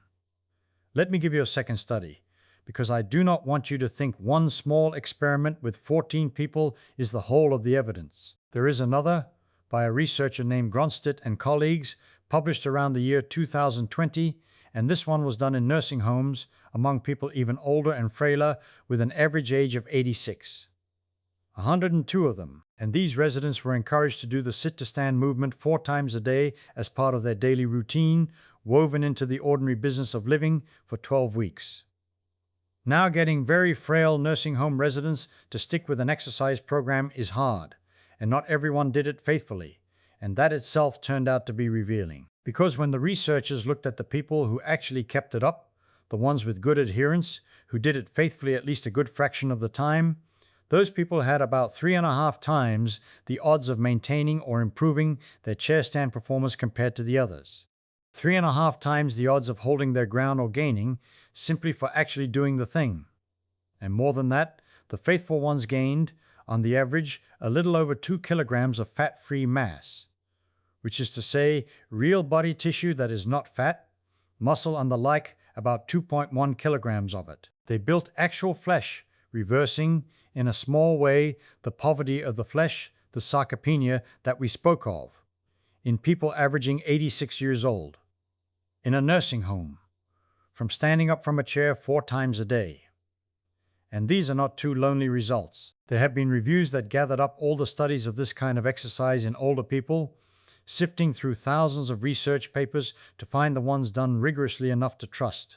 One such review screened more than 3,000 papers and found a handful, 6, that met its strict standards. Studies where sit-to-stand programs ran anywhere from 4 weeks to 6 months at 3 to 7 sessions a week. And the general finding across these was the same encouraging note. Most of them showed improvements in the ability to rise and in general motor function. The chair works. It is not a fluke of one study. Again and again, when frail old people practice standing up, they get better at standing up, and they build strength and power and tissue, and they move the dial in the right direction. It is one of the most reliable and cheapest and safest interventions in the whole business of keeping old people on their feet, and it requires nothing anyone does not already own. A chair, your own body, and the willingness to do a slightly tiresome thing a little bit, most days. I want to dwell for a moment on why this particular exercise, of all the exercises one could prescribe, is so well suited to the job, because I think it is genuinely elegant and not at all obvious. There are 1,000 exercises. Why is this the one? Why not a walk, or a lift, or a stretch? Well, think about what we have learned. The thing that matters most for staying on your feet is power, force delivered quickly through the legs, and the ability to control your center of mass through the whole arc of rising and catching. And the chair rise trains exactly that, and nearly nothing else trains it so precisely, so specifically in exactly the pattern that daily life demands. When you practice standing up from a chair, you are not training some abstract muscle in isolation, the way a machine at a gym might train just one thing. You are training the entire integrated four-phase movement all together in sequence, the lean and the pivot, and the lift and the catch, the very sequence that fails in the frail, the very sequence whose failure drops people on the floor. You are rehearsing over and over the exact skill that keeps you alive, using the exact muscles in the exact coordination that real life requires. It is what the trainers call specificity. The best training for a task is the task itself, or something very close to it. And what task could be more central to an independent old age than being able to get up? So you train it by doing it. The rehearsal and the performance are the same act. And there is more. It trains the balance and the catch, the fourth phase, which so many other exercises neglect entirely. You can build big, strong thigh muscles on a machine and still fall over, because the machine never asked you to balance, never asked you to control your own swaying center of mass over your own 2 feet, never asked you to catch yourself. But the chair rise asks all of that, every single repetition, because every rise ends in a stand, and every stand is a small act of balance, a small catch, a small rehearsal of the very moment where falls happen. So you are training not just the engine but the landing gear, not just the lift but the catch, and it is the catch, remember, that so often decides between staying up and going down. And it is safe, which matters enormously in the frail, because an exercise that itself causes falls would be a cruel joke. The chair rise, done sensibly with a sturdy chair near a wall or a counter for reassurance, is about as safe as movement gets, because you are never far from the seat, never far from a place to sit back down if you tire or wobble. You can make it easier by using a higher chair, or harder by using a lower one, or harder still by slowing it down, or by doing more of them, tuning the difficulty precisely to the person, from the barely able to the quite capable. It scales. It meets you where you are. A chair that is tall makes the rise gentle, because there is less distance to travel and less power required. A chair that is low makes it demanding, because you must generate more momentum and more power to climb out of it, which is exactly why the low soft chair is the enemy of the frail, and therefore exactly the thing to train toward. You start high and safe, and over the weeks and months as the power returns, you work toward lower and harder. And the very fact that you can feel the low chair getting easier is the felt experience of the dial turning, the decline reversing, the years being bought back. So here is the shape of the thing, the whole shape, now that we have all the pieces. The chair rise is the movement that reveals your aging, through the tests, the count in 30 seconds, the score out of 10. And the chair rise is the movement that measures your risk of falling, of dying, those startling multiples, 5 times, 6 times. And the chair rise is the movement that reverses the decline, rebuilding power and reserve and tissue in study after study in the frailest of the frail.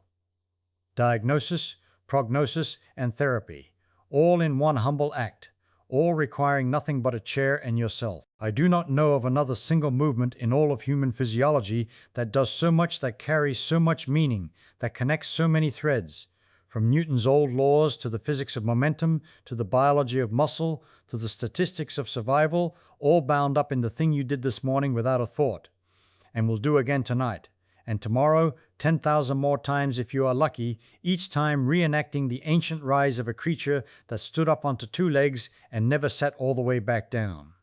Let me go back now to the very beginning, to the chair you are sitting in or lying near, the one I asked you to notice at the start of all this. It is the same chair. Nothing about it has changed. It is wood, or metal, or padded. It has 4 legs or a pedestal. It holds you up the way it held you up an hour ago, pressing back against you with a force exactly equal to your weight, as it always has, as Newton said it must. The chair has not changed at all. But you have, because now, when you rise from it, you know that you are about to perform not one movement, but four, a little symphony in four movements, and that you will perform it perfectly, automatically, without a conscious thought, and that this ordinary miracle is the product of hundreds of thousands of rehearsals and millions of years of design. You know that you will begin by falling forward on purpose, tipping your heavy upper body out over your knees, swinging your center of mass, your weighted heart, out over your feet, building momentum out of a controlled loss of balance, a small act of trust that your legs will catch you. You know that your ankles will roll your shins forward until they reach their limit, and that at that precise instant, the instant of maximum dorsiflexion, some deep old part of your nervous system will fire the signal to redirect all that forward momentum upward, catching it like a pole vaulter catches the run in the bend of the pole. You know that the great muscle you have been sitting on all this while, the gluteus maximus, the largest muscle you own, will wake and heave you forward and up, and that the deep muscle of your calf, the soleus, will push you straight up, and that your thighs will straighten your knees and quietly set the very speed of the whole affair. And you know that at the top, in that last split second, you will catch yourself, arresting all that hard-won momentum, settling your tall, precarious body into a stable stand over two small feet, poised, balanced, ready to walk away, having done in a second or two one of the most beautifully coordinated things any animal ever does. And you know something else now, something that the chair has been quietly telling you your whole life without your hearing it. You know that this movement is a message, that how you do it, how many times you can do it in 30 seconds, whether you can do its harder cousin down on the floor and back up without a hand, is a reading, a genuine reading, of the deep state of your body, of the power that fades faster than strength, faster than muscle, faster than almost anything we can measure, of the reserve you have left, of the margin between what life demands of you and what you have to give. You know that the count falls with the decades, from 17 in the vigorous 60s down toward 4 or 5 in the far reaches of a long life, and that this falling count is the arc of a human life written in the plainest possible numbers. A quantitative portrait of growing old, sitting right there in your own living room, free for the reading if you only know to look. And you know that the reading is not a sentence. It is not fixed. It is a dial, and the dial can be turned. Every point on that floor test worth, in the statistics, some 21% off the risk of dying in the studied years. Every rep gained in 30 seconds, a step back from the edge where the workarounds fail and the falls begin. The frail people in their 80s who practiced for a season and gained a fifth of their knee strength back and halved the effort each rise cost them and built real flesh onto their bones, they turned the dial. They did not become young, but they bought back margin, bought back reserve, bought back the easy rise and the safe catch, bought back, quite possibly, years of standing on their own 2 feet in their own homes. And they did it with a chair. So here is the thing I would leave you with as you drift off, the thought I hope you cannot quite put down. Every time you stand up from a chair, for the rest of your life, you are doing 3 things at once. You are performing an ancient and exquisite piece of physics, 4 phases of momentum and pivot and lift and catch that you never had to learn and never have to think about. You are taking a reading, whether you attend to it or not, of the deepest health of the whole animal that you are. And you are, if you do it often enough and with a little intention, training the single most trainable and most important variable in the whole business of growing old well. The power to rise, the power to catch yourself, the power to stay on your feet in a world that is always, gently, trying to pull you down. The disease and the cure, the question and the answer, the thermometer and the medicine, all of it, in the plainest movement of your day. You have done it 10,000 times without knowing. Do it once more, tonight or tomorrow, and know. That is the whole of it. The chair was never just a chair. It was always asking you a question, and the answer, it turns out, is written in whether and how you rise. Let me stay with that word for a moment, that little word, catch. Because I said the power to catch yourself, and I want to be honest with you about what that means physically in the body. When you trip over a curb or your foot snags on a rug you have walked across 1,000 times, there is a very short window, less than a second, in which the whole matter of whether you go down is decided. In that window, your body has to do something extraordinary. It has to produce a large force, very fast. Not a large force slowly, a large force in the blink of an eye. And that, exactly that, is the thing the sit-to-stand has been quietly measuring in you all along. It is the same quantity. It is the same physics. The chair asks it gently in 3 seconds. The curb asks it violently in 1/10 of a second. But it is the same question, and the body that can answer the gentle one has a fighting chance at the sudden one. So let me tell you what happens when someone actually decides to practice this, because I think it is one of the most hopeful things in all of the science I have laid out for you tonight. There were some researchers, and they took 14 people. Now 14 is not many, I grant you, and you should always keep your skepticism handy when the numbers are small. But these 14 were interesting people. They were frail. They were between 75 and 88 years old. These are not athletes. These are people for whom rising from a chair had already become a small daily negotiation, a thing you plan for, a thing you gather yourself to do. And the researchers asked them to do a very unglamorous thing. 3 times a week, they were to stand up and sit down. 48 times in a session. That is all. No barbells. No machines with cables and pulleys, no gymnasium. A chair and their own body, and the patience to do it 48 times 3 days a week for 12 weeks. And here is what happened, and I want to give you the actual number, because the number is the poetry here. At the start, the strength in the muscle that straightens the knee, measured against each person's body weight, sat at about 1.07.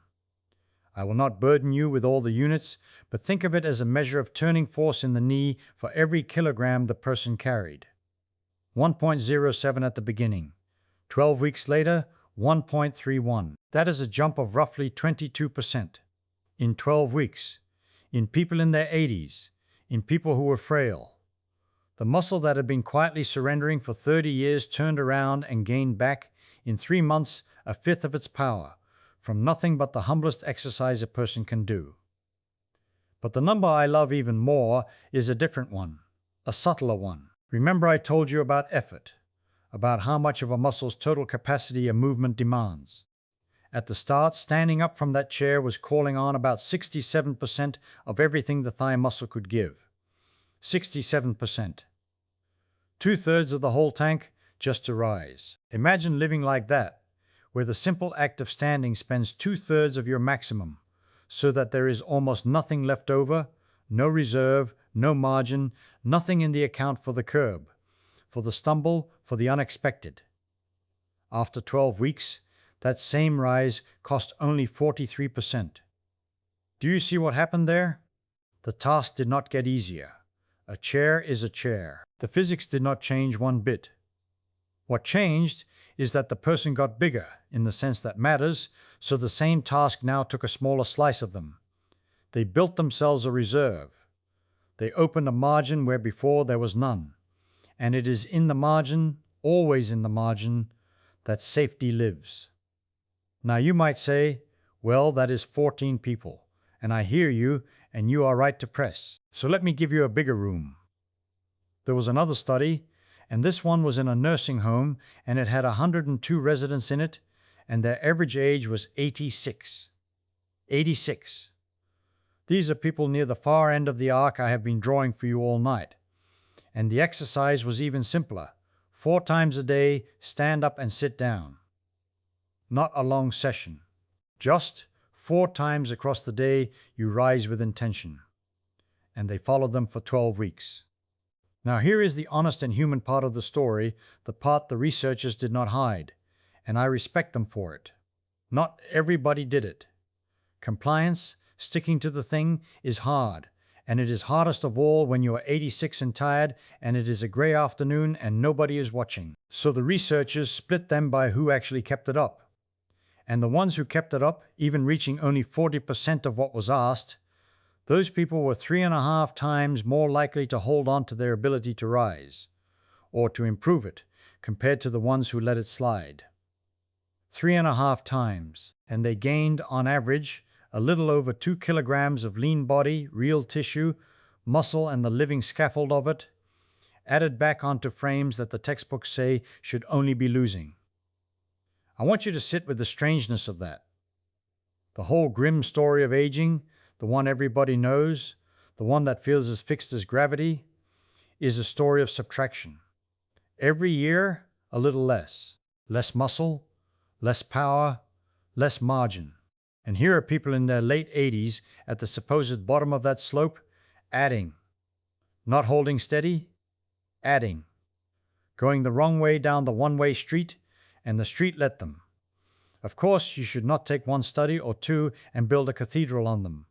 That is not how you do it. So somebody went and gathered up everything that had been done on this and combed through, if you can believe it, more than 3,000 papers, and found the ones that were done carefully enough to trust, and looked at them all together. And across those, the interventions ran anywhere from 4 weeks to 6 months, some 3 times a week, some every single day, some 15 minutes, some 45. Different chairs, different countries, different people. And the overwhelming drift of all of it, the thing the whole pile of evidence leans toward, is that when older people practice rising, they get better at rising and they get better at moving in general. It is not a miracle. I do not want to sell you a miracle. Miracles are for people who have run out of real things to say. This is not a miracle. It is something far better than a miracle. It is a lever, a plain mechanical lever, and it is sitting under you right now, and it works. And I want to be careful here, because there is a temptation when you hear numbers like 22% and 3.5 times to think the effect is the strength coming back, and to stop there. But look closer at what is really being trained. Yes, the muscle gets stronger, but remember the thing I told you was the real culprit, the thing that fades earliest and fastest and matters most. Power. The rate, force delivered quickly. And the chair, done with any snap at all, done with even a little willingness to rise briskly rather than to grind up inch by inch, trains precisely that. It trains the fast thing. It trains the exact quality that the curb will demand of you in 1/10 of a second. You are not just building a bigger engine. You are teaching the engine to rev. There is a phrase I keep circling back to, and I will circle it once more because I think it is the true heart of the whole night. Power declines earlier and faster than strength, and earlier and faster than muscle mass, and it lines up with whether a person can still move through their life more tightly than any of those other things do. It is the first to go.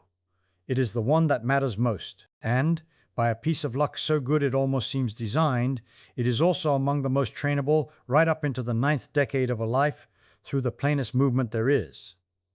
The thing that fails first and hurts most to lose is the thing that answers most readily to practice. If you were an engineer and you were handed a failing machine and you found that its most critical failing part was also its cheapest and easiest to repair, you would not walk away from that.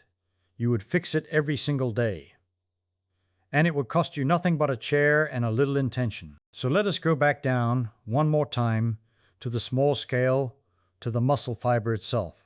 Because I have been talking about power as though it were a number on a page, and I owe you a picture of where it actually comes from, down in the meat of you, where the whole thing is really decided.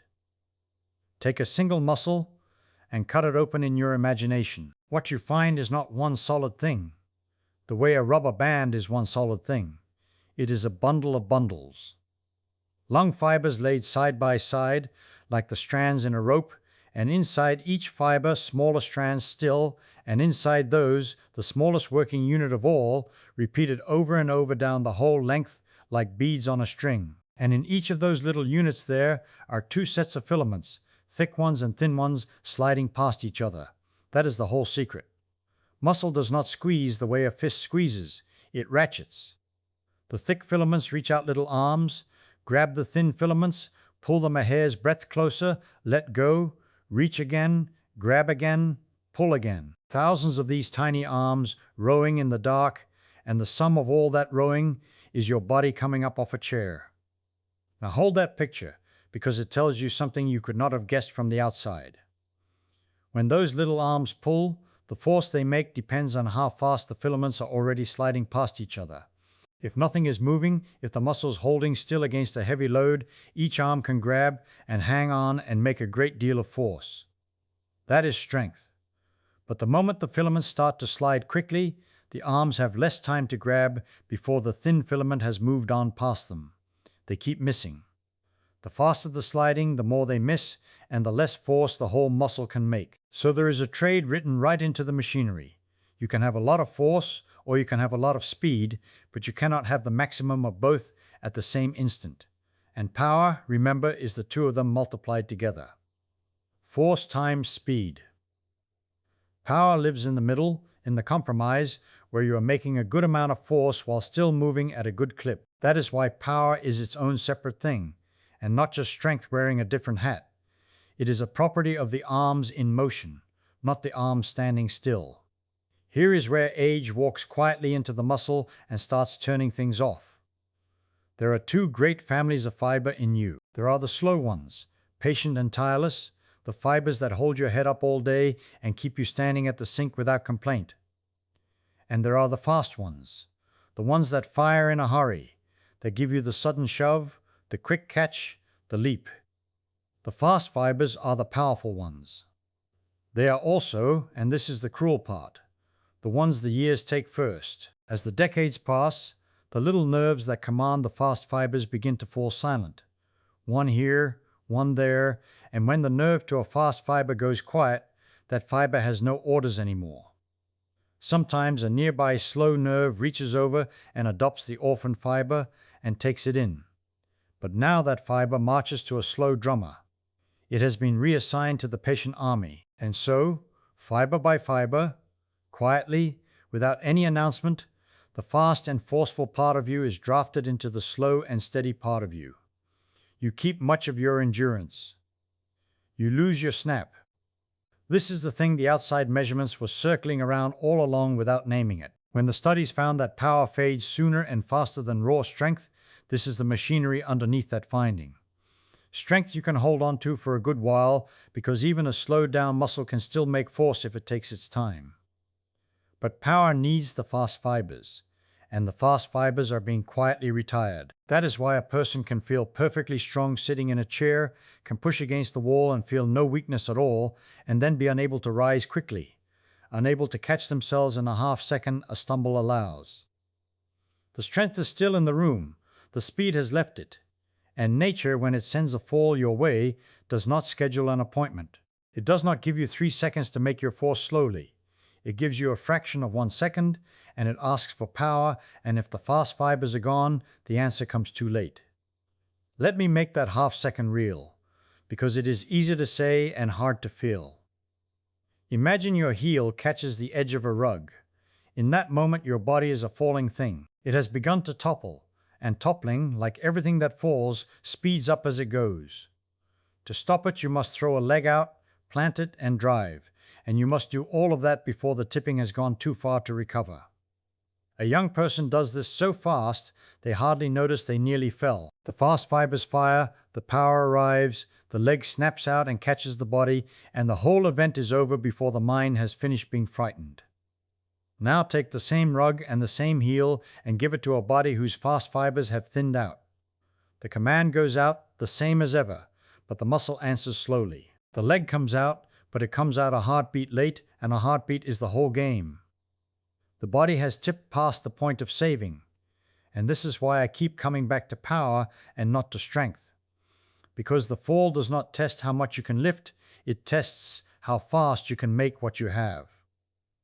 So now you understand from the inside why the chair is such a clever little instrument. When you rise from a chair, you are not asking your muscle to hold still. You are asking it to make force while it shortens, and to do it against a load that is worth taking seriously, namely most of your own body. That is the exact compromise where power lives. Force and motion at the same time. And when you rise quickly, when you make a point of coming up with a little briskness rather than levering yourself up in slow stages, you are reaching into the fast fiber part of you and giving it an order it has not heard in a while. You are saying, I still need you. report for duty. And the beautiful thing, the thing that ought to make anyone sit up a little even while they are drifting off, is that the fast fibers, when they are still there at all, answer that call. A fiber that has been coasting, underused, half forgotten, does not need to be rebuilt from nothing. It needs to be reminded.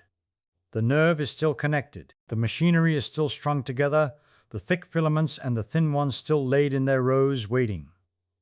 What has been lost is largely the habit of firing hard, and a habit can be taught back. That is the physical truth underneath every one of those studies where frail people in their 80s, people you would not have bet on, got measurably stronger in the space of a single season by doing nothing more exotic than standing up and sitting down.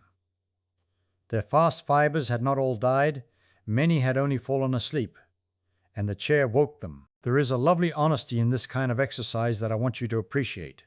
Much of what people do for their bodies is guesswork wearing the costume of certainty. But rising from a chair is not guesswork. It is the exact movement that fails when power fails. It loads the exact muscles that drive the rise, the great muscle you sit on, the calf below, the big muscle on the front of the thigh. It asks for force and speed together, which is to say it asks for power, which is to say it asks for precisely the thing the years are trying to take. There is no translation problem. You are not doing one thing and hoping it helps a different thing. The test and the training and the skill you actually need on the day the rug catches your heel are all the same motion. The chair is the diagnosis, and the chair is the cure, and it is the same chair. Down in the fiber, then, here is the whole story in one breath. You are a rope of ropes, ratcheting in the dark. Your quick and forceful strands are the first to be furloughed by time, not because they are weak, but because their nerves go quiet. Power, which is force and speed married together, depends on those strands, and so power leaves before strength does, and it leaves without a sound. The falls that harm you demand power in a slice of a second too thin for slow force to fill. And the plainest movement there is, the one your body has performed 10,000 times without a thought, happens to load exactly those furloughed strands and call them back to work. Every part of that chain is real. None of it is a metaphor. It is happening in the meat of your legs at this very moment, whether you attend to it or not. So let us climb back up, out of the fiber, out of the microscope, and stand again at the scale of the whole moving person, because there are people, real ones, with names and stopwatches, who took this whole invisible drama and decided to do something no one had quite done before. They decided to count it, to put a number on the standing up. And the moment you can put a number on something, the moment you can measure it and write it down and compare one person to another and one year to the next, you have turned a vague worry into a science. That is where we go next, to a plain room with a plain chair and a stopwatch, and to two people who looked at the most ordinary movement in the world and thought, I wonder if we could measure that, and what it might tell us if we did. So picture the room. It is 1999 at a university in California, and there are two people, Roberta Reckley and Jesse Jones, and they have in front of them the least dramatic piece of laboratory equipment ever assembled. A chair. Not a special chair. Not a chair wired with sensors, though people would do that later. Just an ordinary straight-backed chair, the kind you would find in any kitchen or waiting room in the world, and beside it a stopwatch. And they had an idea so simple it almost sounds like a joke. They thought, let us ask a person to sit down, and then let us ask them to stand all the way up and sit all the way back down over and over as many times as they can for 30 seconds. Arms folded across the chest so you cannot cheat by pushing off with your hands. And we will count. That is the whole experiment. Count how many times a body can rise and fall in half a minute. Now you might think, what on earth could that possibly tell you? It seems like almost nothing. And yet consider what you are actually measuring when you count those repetitions. You are measuring the gluteus firing, the soleus lifting, the quadriceps burning, the ankle bending, the whole four-phase drama we spent so long taking apart, and you are measuring it not once, but again and again, so that fatigue enters into it, and power enters into it, and balance enters into it, because each time the body settles back down, it has to catch itself and set up for the next rise. Every one of those hidden things we looked at under the microscope, every fiber and every fulcrum, all of it gets folded into one honest little number. How many times? It is as if you wanted to know everything about a river, its depth and its speed and its hidden currents, and instead of 1,000 instruments, you simply counted how many logs floated past a bridge in a minute. Crude, yes, but not useless. Not useless at all. And here is what they did that made it science rather than a curiosity. They did not just measure one person. They measured thousands of people at every age, and they wrote down what was normal. Because a single number floating in the air means nothing. If I tell you a person stood up 11 times in 30 seconds, you have no idea whether to be pleased or worried. But if I can tell you what 11 means for a woman of 60 and what it means for a woman of 90, then suddenly the number has a home. It has neighbors. It can be compared. And that is the quiet, patient work that turns a stopwatch into a telescope pointed at the human body. So let me give you the map they drew, and listen to the shape of it, because the shape is the whole story. A woman in her early 60s, doing fine, doing what a healthy body of that age should do, will stand somewhere between 12 and 17 times in those 30 seconds. A man of the same age, a little more, 14 to 19, because on average he carries more muscle. Hold those numbers gently in your mind. 12 to 17. And now walk forward in time. Walk with me, decade by decade, the way you would walk down a long hallway watching the light change. By the time that same woman is in her 90s, the expected number, the normal number, the perfectly healthy number, has fallen to somewhere between 4 and 11, and for the man, 7 to 12. The whole staircase of a human life, written in how many times you can stand up from a chair before the half-minute runs out. I find that map strangely beautiful, and a little solemn too, because you can see aging in it. Not aging as a vague sadness, not aging as a word, but aging as an honest curve, a slow settling, the same body doing the same movement, just fewer times as the years go by. And the wonderful thing, the thing that saves it from being sad, is that a curve you can measure is a curve you can argue with. If you know where you stand on that staircase, you know something real. You are no longer guessing. You are no longer telling yourself comforting stories about how you feel fine. The chair does not lie to you. The chair does not flatter you. The chair simply counts and hands you back the truth of where your legs actually are today. Now the doctors and the therapists, when they saw this, they realized they had something more than a description. They had a warning system, because it turned out that if a person fell well below the normal number for their age, that was not just a number being low. That was a body telling you, quietly, before anything dramatic had happened, that it was heading toward trouble. And so this humble little counting test got folded into something the health people put together. A whole framework for keeping older folks on their feet, with a rather grim and honest name, all about stopping the accidents and the injuries and the deaths that come from falling. And right there, near the front of it, as one of the first things a therapist reaches for, is the chair. Sit down, stand up, arms folded, 30 seconds count. A test so cheap it costs nothing, so simple a child could run it, and yet it whispers to the trained ear something a very expensive machine might miss. This person is at risk. Watch this one. Help this one now, while there is still time to help. And I want you to sit with how remarkable that is, because we are so used to thinking that important medicine requires important equipment. The scan, the blood drawn and sent away, the machine that hums and costs a fortune. And here is this thing, this counting of stands that predicts who is going to fall, and falling, as we will see, is very far from a small matter. All of it from a chair you already own and 30 seconds you already have. But you know how it is with a good idea.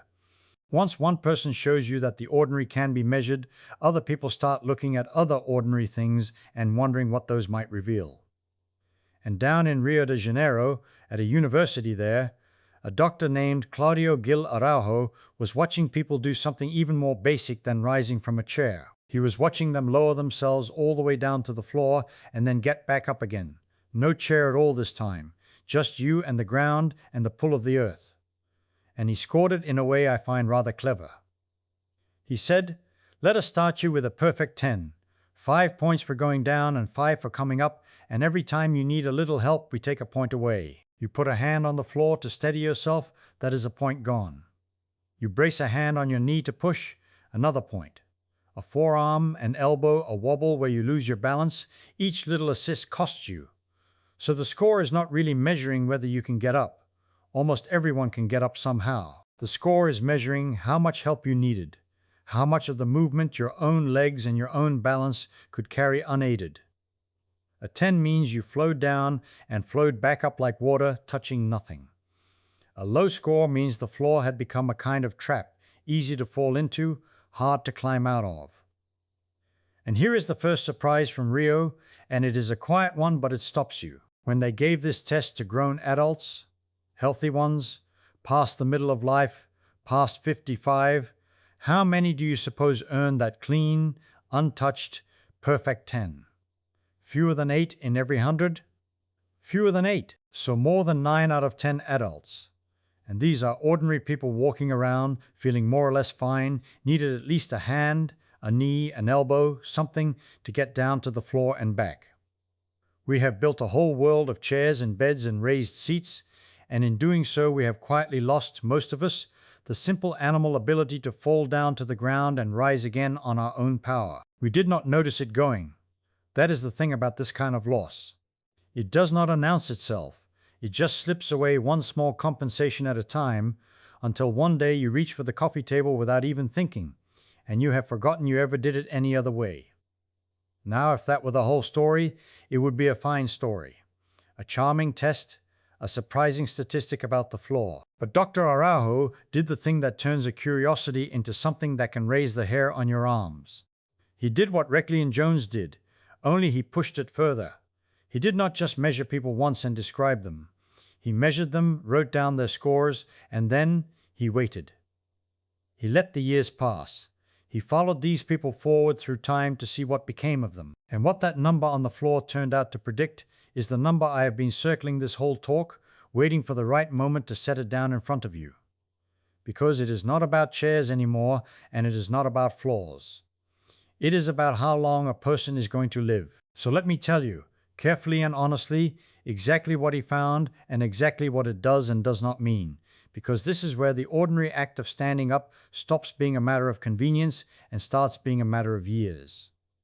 So here is what he did, laid out plainly. He gathered together a great many people, 2,002 of them, all somewhere between 51 and 80 years old, and a bit more than 2/3 of them were men. He had each one sit down on the floor and stand back up, and he scored each attempt on that little scale from 0 up to 10. Then he sent them home, and he kept a record, and he watched. He watched not for a week, not for a month, but for years. The middle of that watching, the typical span, came to about 6 years and a third. And in that time, as happens with any large gathering of human beings, some of them died. 159 of them, which is a little under 8 in every 100. Now, if standing up off the floor were merely a party trick, merely a bit of limberness, then the people who died would be scattered evenly across all the scores. The good risers and the poor risers would fall in roughly equal proportion, because the floor test would be telling you nothing about the thing that matters. That is what you would expect if there were no connection. But that is not what he found. Not even close. When he looked at the people who had scored down at the bottom, the ones who got a 0, a 1, a 2, or a 3, the ones who needed a hand on the knee and a hand on the floor and a great heave to get themselves upright, those people were dying at a rate more than 5 times higher than the people who had floated up with a perfect or near perfect score. 5 times. Let me say that number slowly so it settles in the dark. The hazard, the running risk of death over those years, was about 5.5 times greater for the poorest risers than for the best. And this was not a wild guess with enormous uncertainty around it. The range of confidence ran from about 3 times at the low end to about 9.5 times at the high end. Wherever the truth sat inside that range, it was large, and it was real, and it was frightening. And here is the part that I find almost tender in its simplicity. It was not all or nothing. It was not that you were either doomed or saved. Every single point mattered. For each 1 point you could add to your score, just one, going from a 4 to a 5, from a 7 to an 8, the risk of dying in those years dropped by about 21%. 1 point. A little more than a fifth of your mortality risk, shed with each rung you could climb up that ladder. The floor was handing out a receipt, point by point, and the currency was years of life. Now I want to be the honest kind of scientist with you here, the kind I always tried to be, because it would be so easy to cheat you in this moment, and cheating you would be worse than telling you nothing at all. So let me be careful. A finding like this, where one thing predicts another, does not by itself tell you that the first thing caused the second. That is the oldest trap in all of science, and every thinking person has to learn to walk around it. When Araujo found that poor risers died sooner, he did not thereby prove that the poor rising is what killed them. There is a difference, an enormous difference between a thing that predicts and a thing that causes, and anybody who blurs that line is selling you something. Let me make the trap vivid, because it matters. Imagine you notice that people who own very large libraries tend to live longer. It is probably true. Should you rush out and buy 10,000 books to lengthen your life? Of course not. The books are not extending anyone's days. The books are a sign, a footprint of something underneath. They tend to mark a person who had schooling, who had some comfort, who had the leisure and the health to read. The library is a messenger, not the message. And a careless mind mistakes the messenger for the cause and goes off buying books like medicine.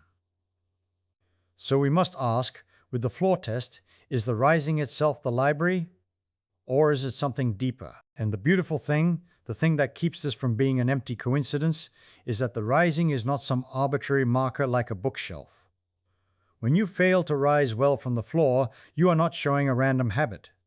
You are showing directly and physically a shortage of exactly the things we have spent this whole long evening talking about. You are showing weak hip extensors that cannot drive your mass upward. You are showing a shortfall of that quick muscle power that fades so fast after 50. You are showing tight, stiff ankles and a trunk that cannot fold and unfold with control. You are showing poor balance, the failure of that fourth phase, the catch, the settling. You are showing, in one graceless moment on the living room rug, the state of your muscle, your nerve, your joint, your balance, and your coordination, all bundled together into a single honest number. And every one of those things is, on its own, tied to how long and how well a person lives. Weak muscle in old age travels with frailty, with falls, with a long, slow slide that follows a broken hip. Poor balance travels with the fall itself. So the floor test is not a library. It is more like reaching in and taking hold of the machinery directly and giving it a squeeze to see how much life is left in the spring. That is why so many of us find it convincing in a way that a mere coincidence never could be. It is measuring the thing, not a shadow of the thing. Still, I will not let myself overstate it, and I will not let you overstate it either when you tell someone about this tomorrow. The test is not a crystal ball. It cannot look at one particular person and announce the hour. Plenty of people who score badly will live long and cheerful lives, and a few who score beautifully will be taken early by something the floor could never see. Some quiet trouble in an artery, some accident, some sorrow no muscle can guard against. What the number does is speak about the odds across great crowds of people. It shifts the probabilities. It bends the curve. It is a statement about the many, not a prophecy about the one. Hold it that way loosely and honestly, and it will not lead you astray. And then, years after that first study made the rounds and got people all over the world sitting down on their floors to test themselves, Araujo and his colleagues came back and did it again, with a fresh crowd of people, a new group, this time reaching from the middle 40s up to 75. They wanted to see whether the first result was a fluke, a one-time accident of one particular gathering, or whether nature would say the same thing twice. Because that is how you turn a striking finding into a trustworthy one. You do not admire it. You go back and try to break it, and you see if it holds. It held. It held handsomely. The people who rose from the floor with the highest scores turned out to be roughly 6 times less likely, over the coming decade, to die from trouble in the heart and the blood vessels, and about 4 times less likely to die from any cause at all, compared with those who scored the lowest. A different set of people, a different span of years, a different laboratory season, and yet the floor said the same thing it had said the first time. When nature tells you the same story twice, in two separate rooms with two separate crowds, you begin to suspect she means it. Now I want you to notice something quiet and lovely tucked inside all of this, a thing that is easy to miss in the drama of the big numbers. These two tests, the counting one with a chair that Reckley and Jones built, and the scoring one on the floor that Araujo built, they are looking at the same underlying river from two different banks. The chair test asks how many times in 30 seconds, which is really a question about power and endurance together, how fast can you fire that spring over and over without it going soft. The floor test asks something closer to how gracefully, how much control and balance and flexibility can you muster to get all the way down and all the way back up without paying the toll of a hand on the knee. One is nearer to raw output, the other is nearer to coordination and command. And both of them, from their different angles, are reading the same book, the book of how much youth is still stored in your limbs. And it strikes me as one of the gentle jokes of the world that we spent centuries building elaborate machines to measure a person's health. We built devices to listen to the heart, to peer into the blood, to photograph the shadow of the bones, all marvelous, all worth having. And then it turned out that a great deal of what those machines are straining to tell us was written all along in something a caveman could have done, something a child does 40 times a day without a thought. Sit down. Stand up. The oldest movement there is, older than any word for it, and it was keeping the score the entire time patiently, waiting for someone clever enough to sit still and watch, and count, and wait. And so we come to the part I like best, because it is the hopeful part. It is one thing to say the chair is a scorekeeper. That is interesting, maybe a little frightening, but a scorekeeper you cannot argue with is just fate wearing a stopwatch. What makes this worth staying awake for, or rather, what makes this worth drifting off to sleep on with a small smile, is that the score is not fixed. You can lean on the scale, and it moves. That is not a metaphor. Somebody actually checked. Let me take you into a nursing home, a very ordinary one, and let me introduce you to 14 people. They are old. The youngest is 75 and the oldest is 88, and they are not spry. The word the researchers used was frail, and they meant it in the technical sense, the sense where getting out of a chair is already a small daily struggle, not a thing done lightly. Now, if you had asked most people what you could do for someone in that condition, with no machines, no medicine, no fancy equipment, just a chair, most people would have said honestly, not much. Be gentle with them. Keep them comfortable.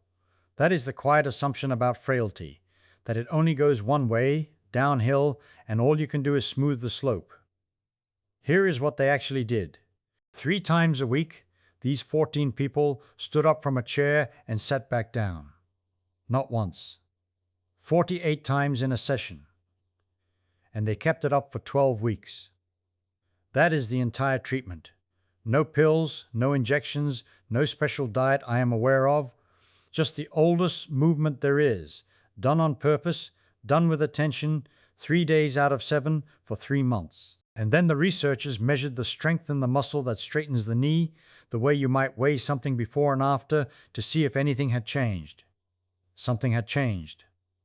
The strength in that knee, measured against each person's own body weight, went up from about 1.07 to about 1.31. Now those are just numbers, and numbers read aloud in the dark can slide right past you, so let me tell you what they mean. That is a jump of roughly 22%, better than 1 part in 5, in people in their 80s, in people who were frail to begin with, in 12 weeks, by doing nothing but the thing their own chair was already asking them to do every single morning. But there is a second number from that same little study, and it is the one that I find quietly beautiful. Remember the quadriceps, the muscle on the front of the thigh, and remember that we can measure how hard it has to fire as a percentage of everything it has got. At the start, for these frail elders, standing up demanded about 67% of that muscle's maximum. 2/3 of everything just to get vertical. That is a person living permanently near the edge of their own capacity, so that every rise from a chair is nearly an all-out effort. After 12 weeks, that same movement demanded only about 43.5%. The task did not get easier because the chair got kinder. The task got easier because the person got stronger, and so the same act that used to cost 2/3 of everything now cost a little under half. The margin came back. The reserve came back. And reserve, that quiet cushion between what you can do and what you are asked to do, is the whole difference between a wobble you recover from and a fall you do not. Now 14 people is a small crowd. A careful person, and I want you to be a careful person even as you fall asleep, a careful person says, well, 14, that could be luck. Maybe those particular 14 were going to improve anyway. It is a fair worry. So let us go find a bigger room. There is another study, 102 nursing home residents this time, and older still, the average age is 86. And here the prescription was different, gentler in a way. Not long sessions 3 days a week, just standing up from the chair 4 times a day, sprinkled through the ordinary hours for 12 weeks. 4 times a day. You could forget you were even doing it. The trouble with a prescription that easy is that people do not always take it. And that is exactly what happened. Many of the residents did not really keep it up. So the researchers did the honest thing, which is they looked separately at the people who actually stuck with it, and asked, for those who did the movement, did it matter? And it mattered. The ones who kept up their end were about 3.5 times as likely to hold on to or improve their chair standing ability compared to the ones who let it slide. And here is a thing I did not expect. They gained, on average, a little over 2 kilograms of what the scientists call fat-free mass. That is muscle. Near enough. New muscle, built onto people whose average age was 86 by the simple repeated act of standing up. 2 kilograms of the very tissue that everyone assumes only leaves you after a certain age, walking back in the door invited by nothing more than a chair used with intention. I want to sit with the strangeness of that for a moment. In the dark, where strange things are easier to admit. We are taught, quietly all our lives, that aging is a subtraction. That after some hazy peak it is all giving back what you were loaned, muscle and speed and balance handed over year by year, and the only choice is whether you go gracefully. And there is truth in the subtraction, I will not pretend there is not. The power does drain, faster than the strength, earlier than you would like. But the story is not only subtraction, and the chair is where you can watch the other half of the story happen. You can put muscle back. You can put power back. Not all of it, not the springtime of it, but enough. Enough to move the score. Enough to buy back some of the margin. The body is not a candle burning down. It is more like a garden. And a garden left alone goes to seed, yes, but a garden tended answers the tending, even late, even in the last rose of the season. And lest you think these 2 little gatherings of old friends were flukes, someone did the patient, unglamorous work of gathering up everything anyone had ever published on this. They started with more than 3,000 papers, 3,041 to be exact, and they sifted the way you sift flour to catch the lumps, until they were left with the 6 studies rigorous enough to trust. And these 6 were not all alike. Some ran 4 weeks, some ran 6 months, some had people rising 3 days a week, some 7. Some sessions were a quick 15 minutes, some stretched to 45, a whole variety of ways of asking the body the same question. And across nearly all of them, the answer came back the same. The people got better at standing up, and the machinery underneath the standing, the motor function, the coordination, the command, got better too. It was not one lucky recipe. It was the ingredient itself. Rising from a chair, repeated with attention, does something, and it does it across ages and doses and durations, which is exactly the fingerprint of a real effect, and not a fluke. Flukes are picky. Real things work in many kitchens. So put the 2 halves of the tale side by side now, the way you would lay 2 photographs on a table. In one hand you hold the mortality studies, the score that predicts, the floor test where a low number quietly foretells so much. In the other hand you hold these training studies, the score that responds, the same movement handing strength back to people the world had already written off as past improving. And here is what almost nobody notices. because the two kinds of study live in different journals and get read by different people. They are describing the same act. The thing that measures you is the thing that mends you. The test is the treatment. The diagnostic and the medicine are one movement, and the only difference between them is the intention you bring when you do it, and whether you do it once for a doctor or 100 times for yourself. I cannot think of another instance in all of medicine quite so tidy. Usually the test is one thing, a needle, a scan, a cuff on the arm, and the cure is some other thing entirely, often a bottle or under a knife. Here they have folded into a single homely motion. When you stand up slowly and count, you are reading the gauge. When you stand up again and mean it, you are turning the very dial the gauge was reading. The needle and the wrench are the same tool, and it costs nothing.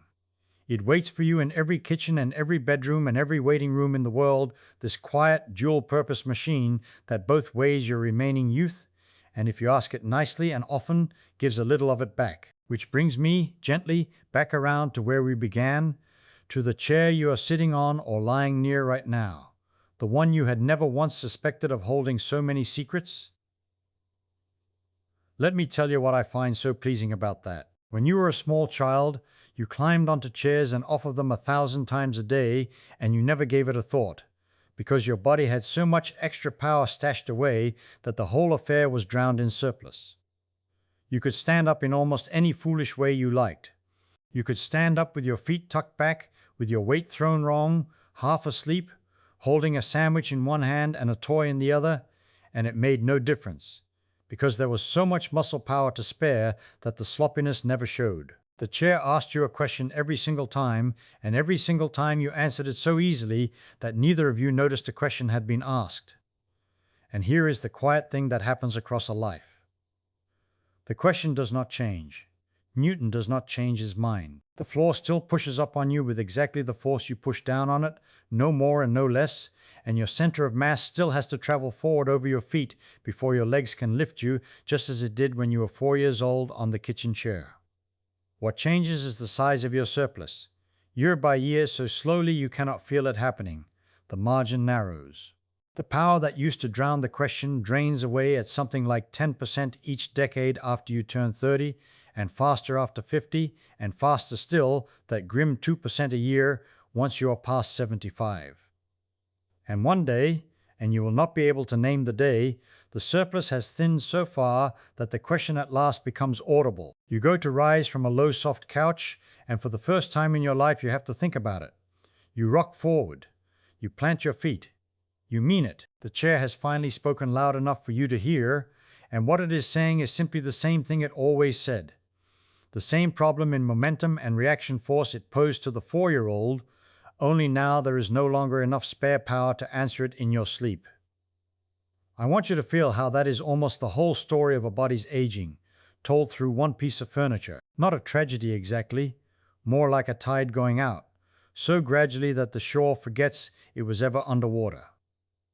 And the marvelous part, the part that would make me want to grab a piece of chalk if I still could, is that the tide is not simply weather. It is not only something that happens to you. It is, to a surprising degree, something you are permitted to argue with. Think back to those frail elders in the nursing home, the ones aged 75 to 88, 14 of them, doing nothing more exotic than standing up and sitting down 48 times in a session 3 times a week for 12 weeks. No barbells. No machines with cables and stacks of iron. No pills. Just the chair, and the counting, and the meaning it. And at the end, their knee muscles were pulling harder for their body weight than before, up from that 1.07 to 1.31 in the units the scientists use, and this is the part I keep turning over in my hands. The very same rise that once cost them 67% of everything their thigh could give now cost them only 43%. The task got easier not because the task got smaller. Newton did not grant them a discount. The floor did not soften. They simply grew a larger surplus. They widened the margin.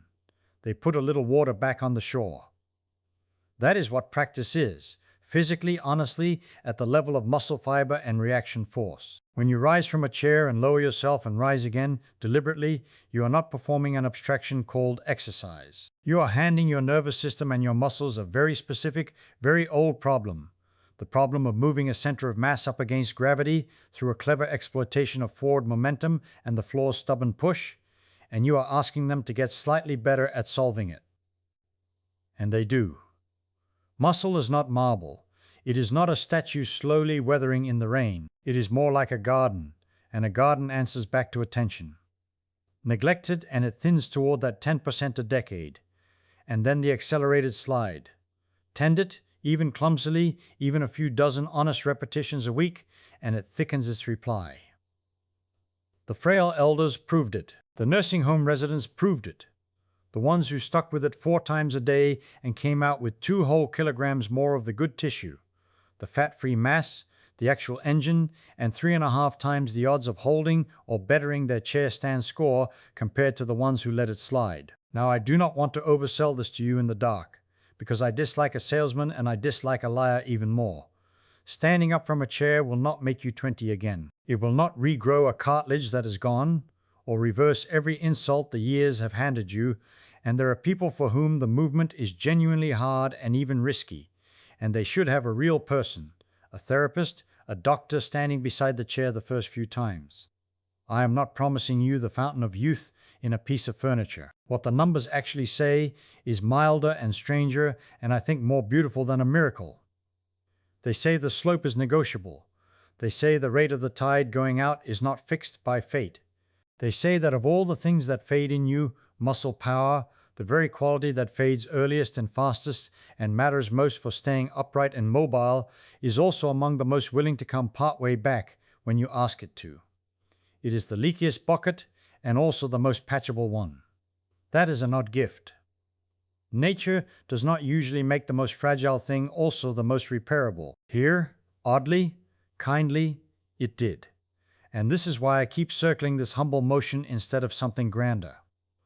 Because most of the machinery of your health is hidden from you and out of your reach. You cannot feel your arteries. You cannot practice your kidneys. You cannot do a set of repetitions with your liver and watch it improve. But the sit to stand, the chair rise, sits right out in the open in plain daylight.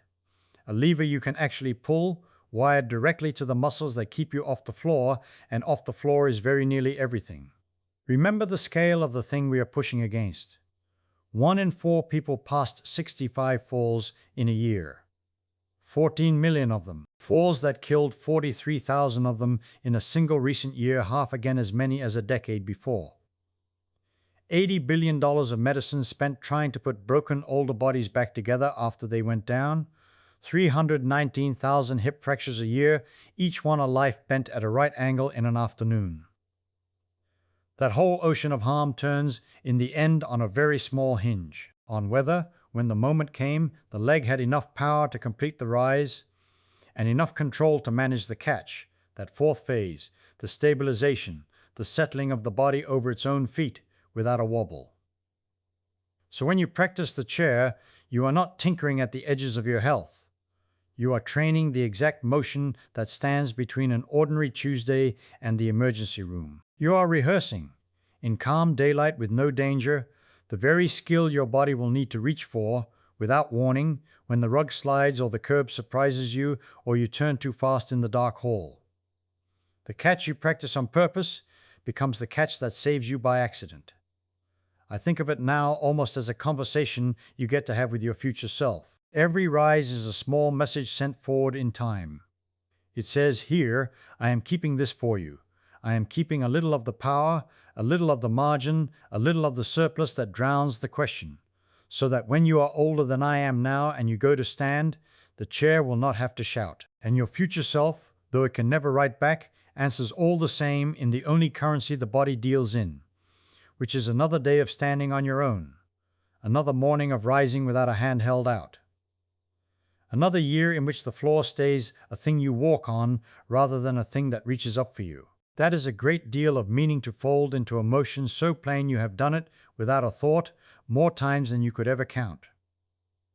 And we are not quite finished folding, because there is one more turn of the idea I want to lay gently on top of all the rest.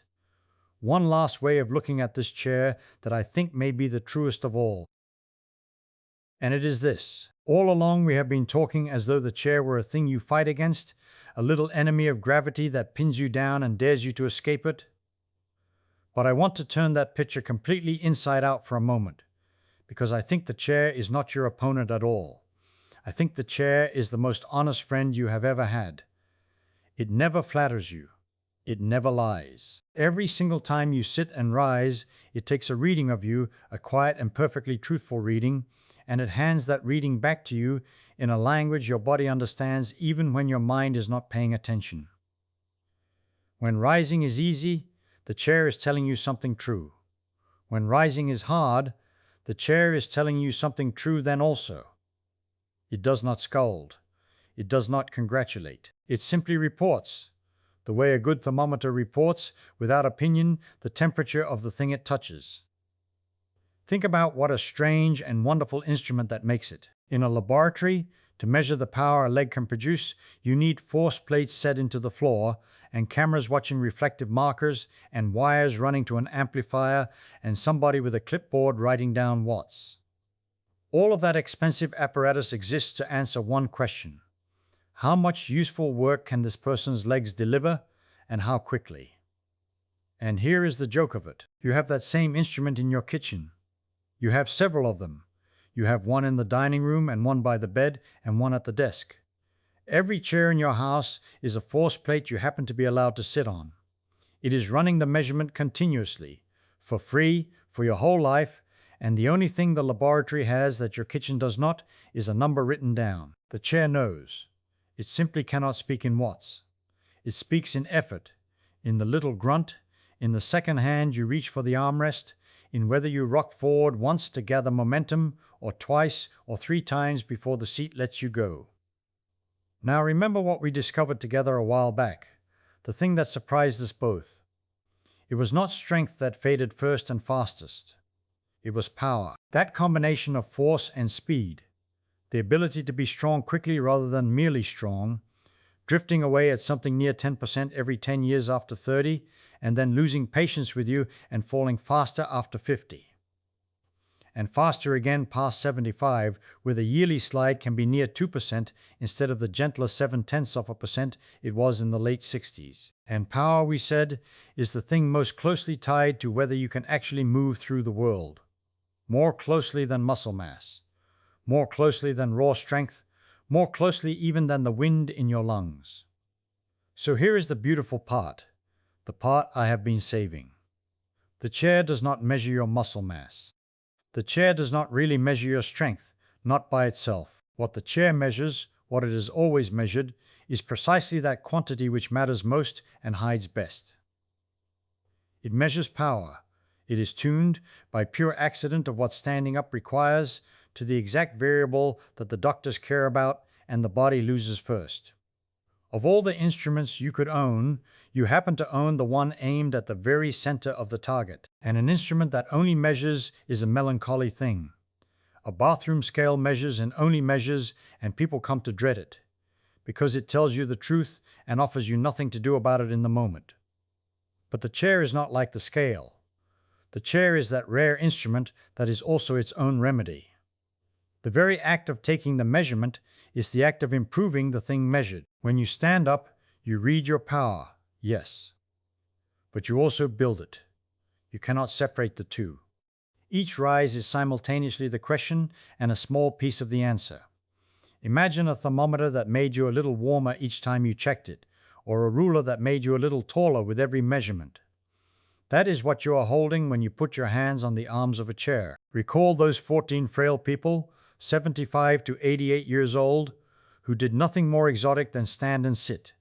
3 sessions in a week, over a dozen weeks. Their knee extensor torque climbed from around 1.07 up toward 1.31 in the units the physiologists use. Newton meters for every kilogram of body they carried, and the effort each rise demanded of the big muscle on the front of the thigh dropped from around 67% of everything that muscle could give down to about 43%. Read that again slowly. The same motion that took the reading is the same motion that lowered the cost of every future reading. The instrument healed the patient by being used. So the chair is a friend who tells the truth, and a doctor who measures the one thing worth measuring, and a medicine that works while it diagnoses. But I said this last way of looking at it might be the truest of all, and I have not yet told you the deepest part. Here it is. The chair is a letter you write to yourself in a language that crosses time. When you stand up today, a little more easily than you strictly need to, you are not only spending power. You are laying it down. You are stacking a margin. And that margin does not stay put in today. It travels. The strength you build this month is a small deposit in an account that your older self will draw upon, quietly, on some ordinary afternoon years from now, when getting up from a low couch would otherwise have been the difference between managing alone and calling for a hand. The physics of it is almost tender. Every rise is a force sent forward through time. Because the muscle you train now is the muscle that will still be answering the call when you have forgotten you ever trained it. Consider the arithmetic of that letter, because the arithmetic is not small. On the floor test, the one the Rio doctor built, where you lower yourself to sitting on the ground and rise again, and points come off for every hand and knee and elbow you have to lean on, each single point you can hold on to, each 1 point higher on that scale of 0 to 10, tracked with something like a 21% lower risk of dying across the years the researchers watched. 1 point, not a whole transformation, not becoming a different person. 1 point, the difference between needing one steadying hand on the way up and needing none, moved the odds that much. That is the exchange rate of the currency the chair deals in. And it is an astonishing rate. Nowhere else in ordinary life do such small, cheap, unglamorous acts trade for so much. You cannot buy that with money. You cannot borrow it. You certainly cannot cram for it at the end. It accrues one honest rise at a time, and it compounds, the way small steady things always beat large sudden ones. Which brings me back to why I called the chair honest, and I want to press on that word a little harder before I let it rest. The chair is honest because it cannot be fooled, and it cannot be flattered, and it will not wait. If you stop asking anything of it, it does not hold your power in trust for you. The power simply drains, quietly, on the schedule the biology sets, near 10% a decade and worse as the years pile up, and one morning the rise that was nothing is suddenly a project. And you never notice the exact day it changed because there was no exact day. It was a slope, not a step. That is the cruelty and also the mercy of it.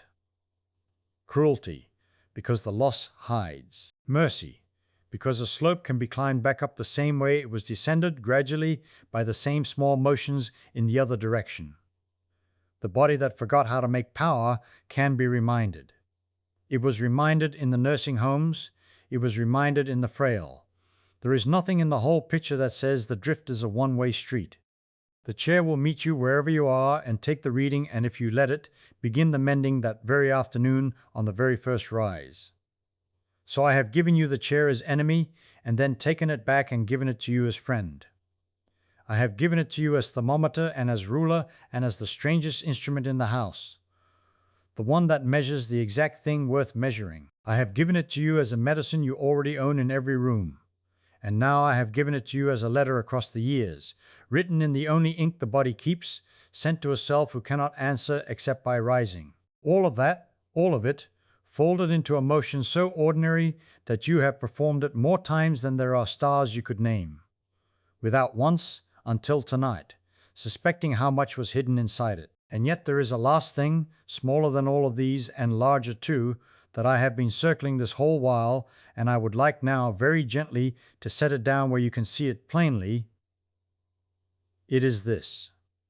Every single time you rise, you are not merely lifting a body. You are casting a vote. The body is always quietly taking a poll of itself, asking a question it never says out loud, and the question is simply, are we still the kind of creature that stands? And the astonishing thing, the thing I have been saving, is that the body does not know the answer in advance. It finds out the answer only by trying. There is no ledger somewhere inside you that reads off your strength like a number painted on a wall. There is only the attempt and the result of the attempt, and then the body updates its estimate of what it is. So when you rise easily, you have not merely proven you are strong. You have, in the act itself, told every muscle and nerve involved that this is a thing worth being ready for tomorrow. And when you avoid the rise, when you reach for the arm of the sofa, when you let the day go by with one fewer honest lift in it, you have also cast a vote, and it is counted just as faithfully, and it says, we can let this go a little.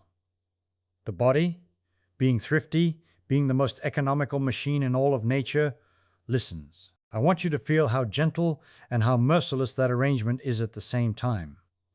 Gentle, because it asks so little. Merciless, because it never stops asking. There is no age at which the poll closes. The frail elders in that nursing home, the ones aged 75 to 88, the ones you might have written off if you saw them shuffling down a corridor, cast their vote 3 times a week for 12 weeks, 48 rises at a sitting, and their knees answered. The torque their knee extensors could produce, measured against each kilogram of their own weight, climbed from about 1.07 up to 1.31. And the effort it cost them, the fraction of everything the thigh could give that they had to spend just to stand, fell from about 67% down to about 43%. Read those two numbers together, slowly, the way you would read a letter twice. The muscle got stronger, and at the very same time the standing got cheaper. Both ends of the transaction improved. They were spending less and had more in the account. That is not how money works. That is how bodies work. And only bodies, and only when you ask them to. Now let me say something about the shape of that improvement, because it is easy to hear a good result and imagine it as a straight line marching upward forever. And that is not the truth, and I do not want to leave you with a fairy tale. What actually happens is that the earliest gains come fast and feel almost like a trick. In the first weeks, before a single new fiber has thickened, you get better simply because the nervous system learns the choreography. It learns to fire the gluteus maximus at the right instant to throw the center of mass forward. It learns to time the release from maximum ankle bend so the momentum you built by leaning does not leak away. It learns to bring the soleus, that quiet muscle in the back of the calf, into the vertical push at the moment the push is needed. None of that is new muscle. That is old muscle, better conducted. The orchestra was always there. You have only hired a better conductor, and the conductor works for free and shows up the moment you begin. The slower gain, the deeper one, comes after. When the tissue itself remodels, when the fibers that carry the fast, explosive contractions, the ones that vanish first and fastest in aging, are coaxed back into surface. Because remember what we found earlier, the thing that surprised us most. It is not strength in the plain sense that fails first. It is power. It is the rate. It is strength delivered in time. Power falls at roughly 10% a decade after 30, and then the floor tilts steeper after 50, and steeper again past 75, where the yearly loss can run near 2% instead of the gentler 0.7% that a younger old person, if you will forgive the phrase, still enjoys. Power is the first to leave, and the most closely tied to whether you can move through the world at all. More tightly bound to real mobility than muscle mass, more than raw strength, more even than the wind in your lungs. And here is the mercy folded into that hard fact. The thing that leaves first is also the thing that answers fastest when called. The most fragile variable is the most trainable variable. That is not a coincidence you should trust the universe to have arranged for your comfort. It is simply the physics of a system that adapts to its most recent demands. An explosive demand, the honest quick lift, is exactly the demand the chair supplies. I keep calling it explosive, and I should soften that word for you lying there, because I do not mean violence. I mean intention. I mean that the difference between a rise that trains your power and a rise that merely passes the time is the difference between meaning it and drifting through it. You can stand from a chair the way a leaf falls, all surrender and no address. Or you can stand the way a diver leaves the board, with the whole thing gathered into one committed instant. The muscle cannot tell the difference between your reasons. It can only feel the rate. So when you rise, if you want the rise to count for the thing that matters most, let the going up be brisk and the coming down be slow. Up with purpose, down with control. The slow descent is its own gift. because lowering yourself under command, refusing to simply collapse into the seat, asks the very same muscles to work while they lengthen. And that lengthening work is one of the oldest and best ways we know to keep a fiber honest. And I want to return once more to that floor test in Rio de Janeiro, the sitting and the rising scored from 0 to 10, because there is a piece of it I have not yet let you hold at the right angle. You recall the finding that each single point of improvement on that 10-point scale went along with about a 21% lower risk of dying across the years of the study. Now, a scientist must be careful here, and I will be, because I promised you I would. That study watched people. It did not, in that particular design, take 1,000 low scorers and drill them on floor rises and prove the drilling moved the dying. It found a partnership between the score and survival. It found that the people who could pour themselves down to the floor and up again without a hand, without a knee, without an elbow, without a wobble, were carrying inside that single smooth motion an enormous amount of good news about themselves. Balance, and the strength to spare, and the power still quick, and the joints still willing, and the weight still manageable, and the nerves still conducting cleanly. The test does not create those things. The test reads them. It is a window, not an engine. But, and this is the whole point I have been walking you toward all these hours, the window and the engine happen to be the same doorway. The very motion that measures the thing is the motion that trains the thing. That is not true of most measurements. A thermometer does not warm the room by reading it. A ruler does not lengthen the board by measuring it. But the rise is a stranger and kinder instrument than either. Because to test it you must perform it. And to perform it night after night, morning after morning, is to nudge the very number you are testing. So the reading and the remedy are one act. You cannot check this particular gauge without also, a little, filling the tank. Show me another number in all of medicine that behaves that way, that you improve merely by looking honestly at where you stand, and I will show you a rare and beautiful thing, and I do not think you will find many. So consider what a strange bargain the chair is offering. It says, do not trust my word about your strength. Do not take a scientist's average and wear it like a verdict. Do not assume the decline you have heard about must be your decline. Come and find out. Ask the question with your own legs tonight, and read the answer with your own weight. And then, having read it, do the thing that changes the answer for tomorrow. The 60-year-old woman who can rise 12 to 17 times in half a minute and the 90-year-old who manages 4 to 11 are not two different laws of nature. They are two readings of the same instrument taken decades apart, and the number that separates them is not a wall. It is a slope. And a slope, unlike a wall, can be walked in either direction. And the direction you walk is decided, in small and daily increments too small to feel, by whether you rise like you mean it or let the rising slip away. I think of the whole long chain of it now, all the way from the pure and simple push of the floor against your feet, that upward shove Newton described, equal and opposite to the weight you press down with, the honest reaction force that has been holding you up your entire life without asking a word of thanks. From that plain fact, up through the 4 phases, the lean and the transfer and the extension and the catch, up through the gluteus throwing you forward and the soleus lifting you skyward and the thigh spending exactly as much of itself as the task demands, up through the physics of power and the biology of aging and the arithmetic of survival, all of it, this whole cathedral of consequence, resting on one small hinge. And the hinge is a decision so tiny you will make it 100 times before you finish reading a book, and forget every one of them. And the forgetting is the danger, and the remembering is the cure.